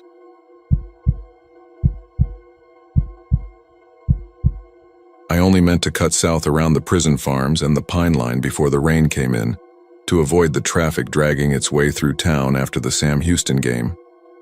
The sky had that cold green color that means trouble, the kind of sky we get when the Gulf sends its mood inland. I kept the radio low so I could hear the truck and the road. That stretch of blacktop between the red dirt shoulders had its own weather. You could feel the heat rising out of it even as the wind pushed across the prairie and into the trees, like the land was breathing under the tires. Huntsville can feel like a collection of borrowed hours. There are the hours that belong to the university kids who drive too fast and laugh too loud. The hours that belong to the COs coming off night shift at the walls, their eyes like stones, and the hours that belong to the families parked along the courthouse square eating barbecue. Then there are the hours that do not belong to anyone. The hours that hang back in the timber and the bar ditches and wait for a set of headlights that does not know how to mind its business. Those hours start where the asphalt narrows and the map forgets your name. They start on the road people call Demon's Road, which is just Bowden Road if you want the city to nod and look away. I went because I was angry. It is one thing to watch a parent fade and another to be told by a doctor that it is not fading, but a kind of rewinding, a mind pulling back thread by thread until all you have left is the spool in a pair of hands that will not remember you. My mother sat in a recliner and stared through the window of the little rented house and told me she could see the old magnolia that had been cut down when I was 9. She asked where my father was and I said he was gone, and she nodded like we were talking about the weather. I took the truck and drove until the radio fell to static and the pines shouldered close. I passed a field where cows were standing in the last of the light, their bodies black against the grass. I saw a mailbox with its red flag stuck up like a warning, and an empty Pepsi bottle jammed on the rebar fence post. Someone had nailed a deer skull to a cedar gate and wired beer cans to clack in the wind. When I hit the first patch of the road that people whisper about, the truck pulled left by itself as if the ditch had opened its mouth. I corrected, light hands like I was on rain slick and not dry tar. And I thought of the first time I ever drove this way as a teenager with a girl who smelled like fruity shampoo and carried a pocket knife. We had gone as far as the rusted gate, because that was what you did. We tossed bird bones and pennies through and counted to 10 and ran laughing when a voice that might have been wind or might have been something else said, "Get." Now, the rusted gate came up on my right without any ceremony. 2 posts leaning like old men and a crossbar that looked ready to fall. Chain in a loop, padlock the size of a fist. The paint had been red once and the metal bled where rain had found it. Beyond the gate, the road narrowed to 2 ruts and then the trees swallowed it. I could not see the stones yet, but I knew they were there. Not polished granite with angels, but hacked slabs the color of old teeth, and field stones and sunken places that belonged to people without money or names. People called it Old Grace Cemetery. Some called it Old Light. Some said it hated visitors. The truck hesitated. That is the only word. The engine was there and then it was not, like a heartbeat that misses a step. The dash lights flared and died. I had time to think of alternators and belts and the 1,000 little things that make old machines stop. And then the steering turned heavy and the wheels dragged like the road had hands on them. The truck rolled to a stop with a sound like a sigh and the engine coughed and went quiet. I tried the key. The starter turned and went dead. It was a new battery. I had installed it last month with the sun in my eyes and mosquitoes in my ears and my mother's voice floating out of the house, asking where my father was. I tried the key again like a fool and the same dead swim of the starter answered. I killed the radio because there was no radio to kill. The silence came in like fog. I left the lights on because I did not control them. They flickered on and off, dim and then bright and then dim, like someone waving a hand in front of a candle. I got out with the kind of deliberate motion you use when you know you are already in a story, and you are trying too late to look like a person who is not. Heat rose off the hood. The smell was mineral and sweet and wrong. The wind came across the grass and brought with it the taste of iron that the air gets on days when thunderheads line up like judges. I heard cicadas in the pines and I heard them stop and I heard what came after, which was nothing. The gate was lower than I remembered. The padlock was flaked with rust and in the pits of the metal there was a color that was not orange or brown, but a deep meat red. I put my hand on the top rail and it was warm. I pulled and the chain made a dry rattle. There were tire marks on the dirt, and some of them had that fresh sharp edge and some had softened into the ground, and were the same age as the road. People came out here for dares and for photographs and because people are always looking for ways to measure the part of themselves that still feels new. The marks went up toward the trees and turned into nothing. That felt like an answer. I told myself I would turn around. I would call a tow out of town and wait with the truck and swear never to tell my mother where I had gone or why. I stood with the keys in my hand and watched my breath. The air smelled of pond water and rotting magnolia leaves, though I could not see a pond and it was the wrong season for magnolia. When the child moved in the trees on the far side of the gate, I did not feel surprised. I felt a small relief, like when a bad dream finally shows you the shape that has been hiding behind the door. He was small and thin and he wore something pale, a shirt or a nightgown. It was hard to tell in the failing light. His hair stuck to his forehead in wet curls. He stepped away from a pine trunk and I saw his eyes and my relief collapsed into something like faith. They were red, not the raw pink of infection, not the red you get when a child spends all day crying, but a red that had no place in a human face. You know the red of a brake light when fog makes it bloom. You know the soft red inside your own eyelid when you press a finger there. This was neither. This was red like a coal that has been buried and still remembers fire. It did not cast light, but it held it. He put his hand on the bark and the bark did not touch him back. I said, without planning it, that I meant no harm. I had not meant to say anything. Words felt absurd in that place. But he watched my mouth and I thought it was worse to stay silent. I told him the truck had stopped. I told him my name. I told him I was just going to use my phone and then leave him to whatever this was. He tilted his head as if he were listening to a song I could not hear. He did not blink. When he stepped backward, the pines made a noise like whispering, and the whispering was in Spanish and English and something older that moved like water over stones. I could not make out the words until I heard my name in it. And then it stopped sounding like water and started sounding like a door opening into a room where you know there should be no light. And yet there is light. I climbed the gate. It was not a brave thing. It was a necessary one. My phone had no bars and I told myself the child was flesh because I could hear his breath when the wind fell away. He moved deeper along the ruts and I followed. The ground was uneven and tried to turn my ankles. Someone had left a beer can that had grown soft in the weather, its letters erased by rain. I found the first stone and it was no stone at all but a piece of lumber hammered flat on top, carved with a name that had washed to a blur. The second marker was a jagged granite triangle no higher than my shin. It bore the year of a war and a name with 2 letters backward, the work of a hand that did what it could with what it had. The third was a rectangle of concrete with a bottle set in it, and in the bottle a flower that had dried to brown paper. There were depressions in the ground that were not depressions but the settled beds of coffins caving in. When I stepped between them, I tried not to look like a man stepping through sleeping places. There were live oaks too, heavy-limbed and slick with lichen, and their roots stood up like the backs of animals. The cemetery did not open in a neat rectangle. It spilled. There were corners that were not corners and paths that led into bracken and then out again. With your shirt sleeve torn by thorns you could not see. The smell of pond water became stronger. The child moved ahead of me with a certainty I envied.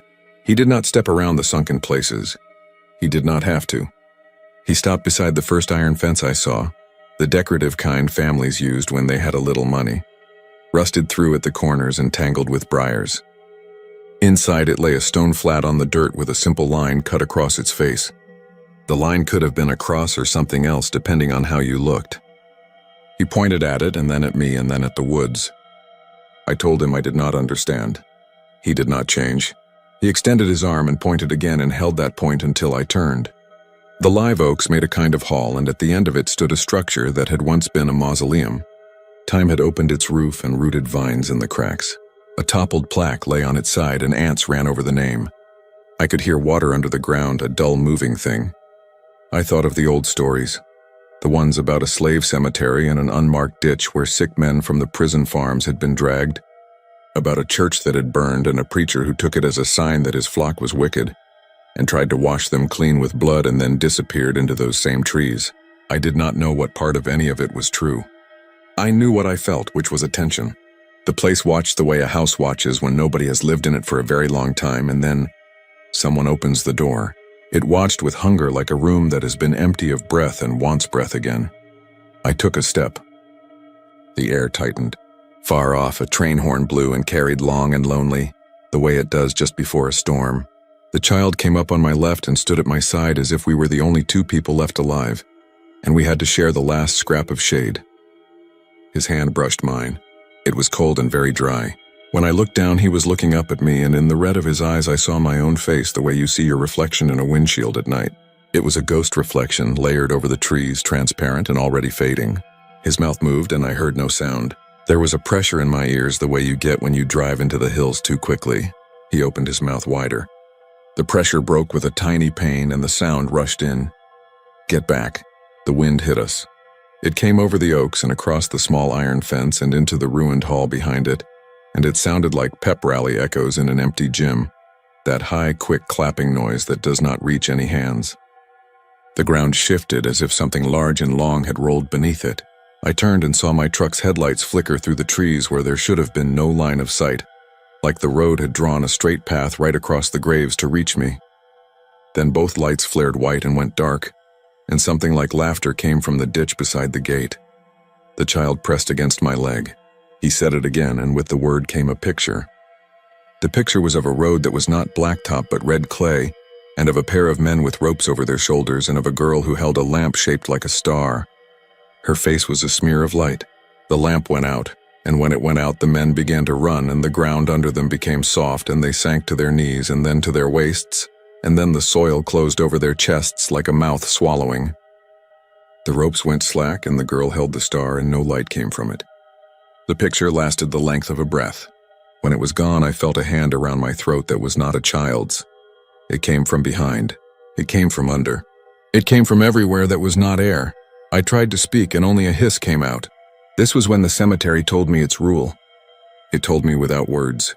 It told me in the cracking of old wood and the groaning of buried planks and the whisper of lichen as it let go of bark.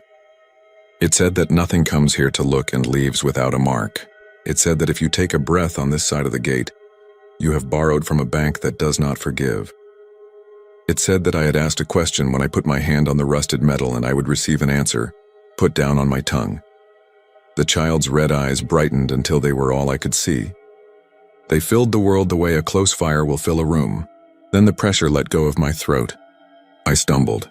I buckled my knees to keep from falling on a sunken place and pressed my palm to the dirt that covered it. The soil felt like skin in winter. The child pointed to the gate. He did not leave my side. Together we moved back the way I had come, and I swear the path was shorter. The iron fence rattled on its own as we passed, and the vine caught in my sleeve and tore a stitch. I did not hear the cicadas. I heard other things. A small thin tapping like fingernails on glass, the creak of a big hinge far away, the steady knock of something on a pipe, slow and patient, not asking to be let out or in, just reminding. At the gate I swung myself up and over and dropped to the road. The child did not climb. He stood on the other side with the trees at his back and the light behind him, and I could see through him then. Not all the way through. Enough to make me understand there is a difference between seeing and seeing. I said thank you because I did not know what else to say. He put his hand up like a boy letting go of a string, and the string was my name. I felt it leave me and go into the trees. I heard it brush against bark. I heard it go quiet. I turned to the truck. Both front tires were flat. They had not burst with drama. They had simply laid down. The rubber looked tired. A thick nail lay on the gravel under the left tire like a prop that had been placed and then forgotten. I could not remember hearing the pop. The hood was warm enough to hurt. When I wrenched it open, the smell that rose was not oil or coolant. It was the smell of water shut up in a clay jar for a long time and then poured out in a dry place. The battery terminals were etched with a new white bloom that had not been there when I had left town. A smear ran across the inside of the hood where something small had dragged its hand. 5 marks. Narrow. The length of a child's fingers. I do not remember walking back to the gate. I must have. I stood there and the child stood there, and the air between us felt like glass. I told him I could not change the tires here without bringing my back to him into the woods, and that I would not do that. I told him I would walk. I had locked the truck carefully because habit is a poor substitute for luck, and I had no wish to return later and find what little I owned gone. As I spoke, he blinked for the first time. The movement of his eyelids was slow and deliberate, as if a story had ended inside him and another had begun. He turned his head and looked down the road that led back toward the square and the hospital, and the lights of the prison and the easy sin of places where people gather to drink and talk. He nodded once, so slightly I could have imagined it. Then he stepped back and was not there. The space his body had occupied took a moment to refill with the shapes of leaves. I walked. The road felt longer going out than coming in. It bent around places I did not remember and brought me past fences that had not been there, and through a stand of cedars that coughed pollen into my throat. The clouds shouldered one another, and the first drops of rain came as big and warm as bathwater. I kept my eyes on the dark ribbon as if it were the only solid thing. After a mile, I had service. My phone lit up with a burst of cheap civilization. I called Cody, who runs a tire shop and bandsaw mill and drinks coffee that looks like motor oil, and owes me a favor for a night we will not talk about in front of our mothers. He did not ask why I was where I was. He said he would bring a trailer and a jack and a tire plug kit and a spray bottle with dish soap. He said I was a fool. I told him I did not disagree. By the time Cody picked me up, the rain had set in hard. It thrashed the pines and dragged dirty threads across the ditches. He kept the wipers on high and the windows fogged anyway. He wore an Astros cap that had seen work and a t-shirt with a stain in the shape of Louisiana. He said my name twice when I climbed in, like he was checking to see if the shape of it fit. He said he had been out that way once with a girl who had wanted to see something, and that he had seen it, though he did not say what. He said he would back the trailer in as far as he dared, and that if I told him to stop, he would stop. The gate stood where I had left it, as if gates can leave and return. The headlights threw the cemetery into relief. The iron fence glowed with wet. The briars shone. Between one wipe of rain and the next, I saw a pale shape slip from behind a trunk and lean against the chain and watch us. Cody saw it too. He flinched and his hand tightened on the wheel, and for an instant he looked 10 years younger and 60 years older at once. He did not speak to it. He nodded the way we nod to men we do not know in parking lots at night. We worked fast. The rain made the soap run. The nails were real, and they were not all the same kind. One had the square head of a horseshoe nail. One was a broken finish nail with a curl of drywall clinging to it, as if the road itself had come out of someone's wall. We plugged what we could and put on a spare and winched the truck up the ramps. Somewhere in the trees, a small voice called for its mother, not in fear or need, but in a habitual way, and something answered from the far side of the cemetery in a tone of equal habit. The answering voice had no shape. Cody would not look toward the trees. He watched his hands and the straps and the way the ramp creaked. On the drive back, he asked me what I had seen, and I told him part of it. I left out the hand on my throat. I left out the way the boy had taken my name and let it go. I left out the cold understanding that had passed through me when I put my palm to that sunken place. Cody nodded and said that the old-timers used to haul prisoners out there to dig graves because they were cheap and did not ask questions, and that some of those men had died from fever and were put in the same ground they had opened, not because anyone meant to be cruel, but because the math worked. He said his aunt used to attend a church down near there that held late prayer meetings with the windows blacked, and that the preacher had a way of rolling his R's that made even ordinary words sound like commands. He said people talk and people lie and the weather changes, but there are places that do not forgive. Missteps, and we all know where they are, whether we admit it or not. By the time we reached town, the rain had begun to wash the air clean. The smell of wet dust rose from the streets.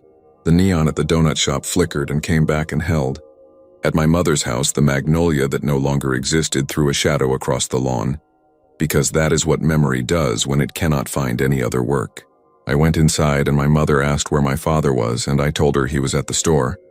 And she said, would I tell him to buy the good kind of milk, not the kind that tastes thin.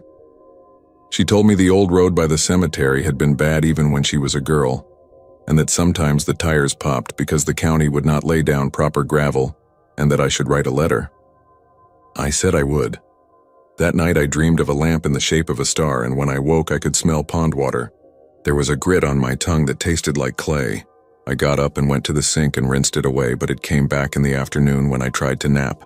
And again the next day when my mother slept and I sat in the chair and watched the rain trace patterns on the window, and the prison siren sounded its weekly test, steady as a metronome. I tried to tell myself that the taste was from the water in the old house's pipes, that I was a man who had spent a couple of hours in a place full of old stories, and that the stories had done what stories do. That held until the third night, when the smell of magnolia rotted leaves settled in the hall and did not leave until morning. I changed the tires at Cody's shop. We put on new rubber and checked the alignment. He showed me the nails we had pulled. He had put them in a jar like specimens. He asked if I wanted them and I said no. He said he did not want them either. He set the jar on a shelf behind some brake pads and I watched the air around it as if it might thicken. I told him I was going to take the long way around for a while. He said I should take more than a while. He said the road did not forget faces. He was right. Weeks passed. I kept my head down and counted pills and made soup and learned to answer my mother's questions with a calm voice even when she asked who I was. I had not gone back to Bowden Road. I did not talk about it. I did not even think about it if I could help it. Then one night, late, when the house was silent and the only light on was the one over the sink that we kept on because my mother was stumbling more, I stood at the counter and drank water and felt something brush the back of my neck. I turned and there was no one in the hall. The air smelled like dirt. My phone chimed. A picture came in. An airdrop acceptance I had not made, a thing that should not happen. The picture filled the screen. It was my truck in the cemetery. Cody's trailer was there. Rain made lines across the frame. The gate cut a dark T. In the far right corner, just inside the trees, a small figure stood. The eyes were 2 points of red. There was my sleeve caught on a thorn torn. The timestamp on the picture was wrong in a precise way. It read a date that matched the year on the jagged granite triangle with the backward letters. I did not sleep. I walked the house and checked the doors and checked my mother as she breathed, shallow and steady, her hand twitching in the quilt as if she were counting. The picture sat in my pocket like a hot stone. It warmed the room with a heat that did not come from the air. The next morning I drove to the square to find coffee, because my hands needed something to do. On the courthouse lawn, the statues had that worn look old things get, when the sun has been brushing them for 100 years. A group of students were taking pictures with a cardboard cutout of a cartoon bear. I drank and watched and tried to pretend the world was the world.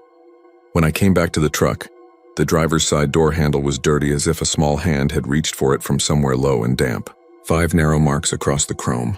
Not scratches, just dirt. Red clay pressed and smeared by fingers. I could leave. That was the thought that rose like a bubble.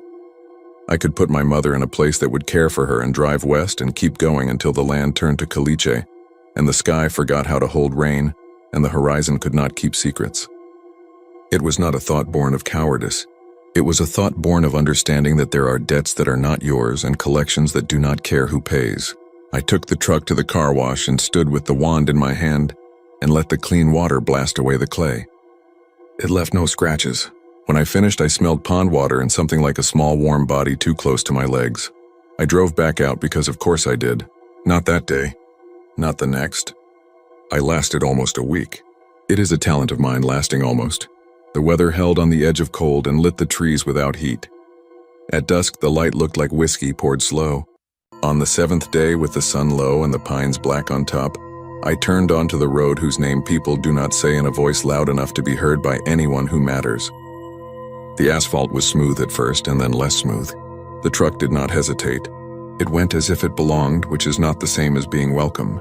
The gate was where I had left it because gates cannot follow, though other things can. I did not climb it. I stood with my hands at my sides and I said the name that had been on the iron plaque fallen by the ruined crypt, the name the ants ran across as if it were a bridge. I said it as well as I could, rolling the R the way Cody had told me the preacher had. I said that I had taken breath where I had no right and I would pay for it as a man can pay.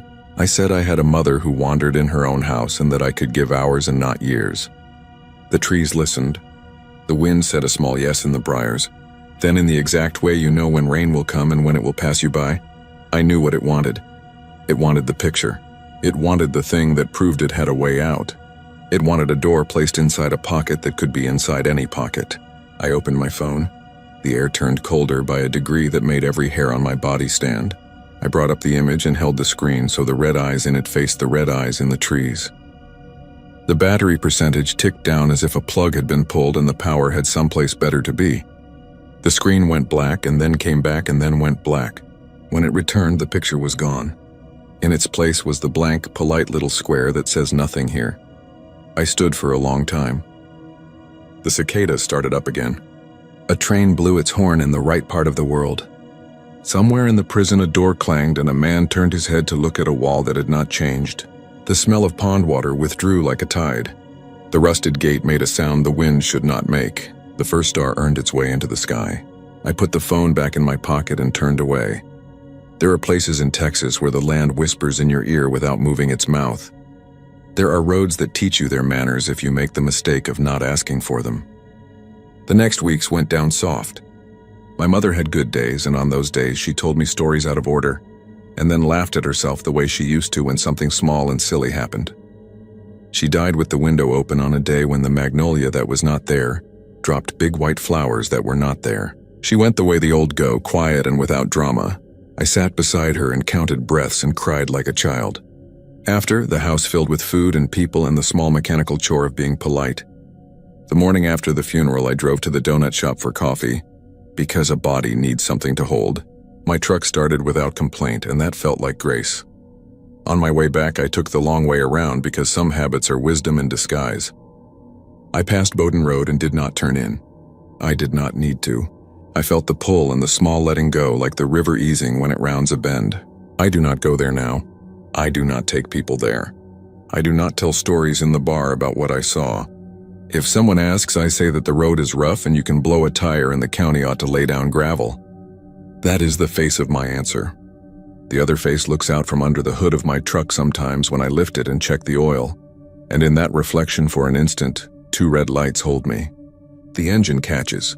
The lights go out. In the trees behind the house, a child's voice calls a name. It is not my name, but it is a name I know how to hear.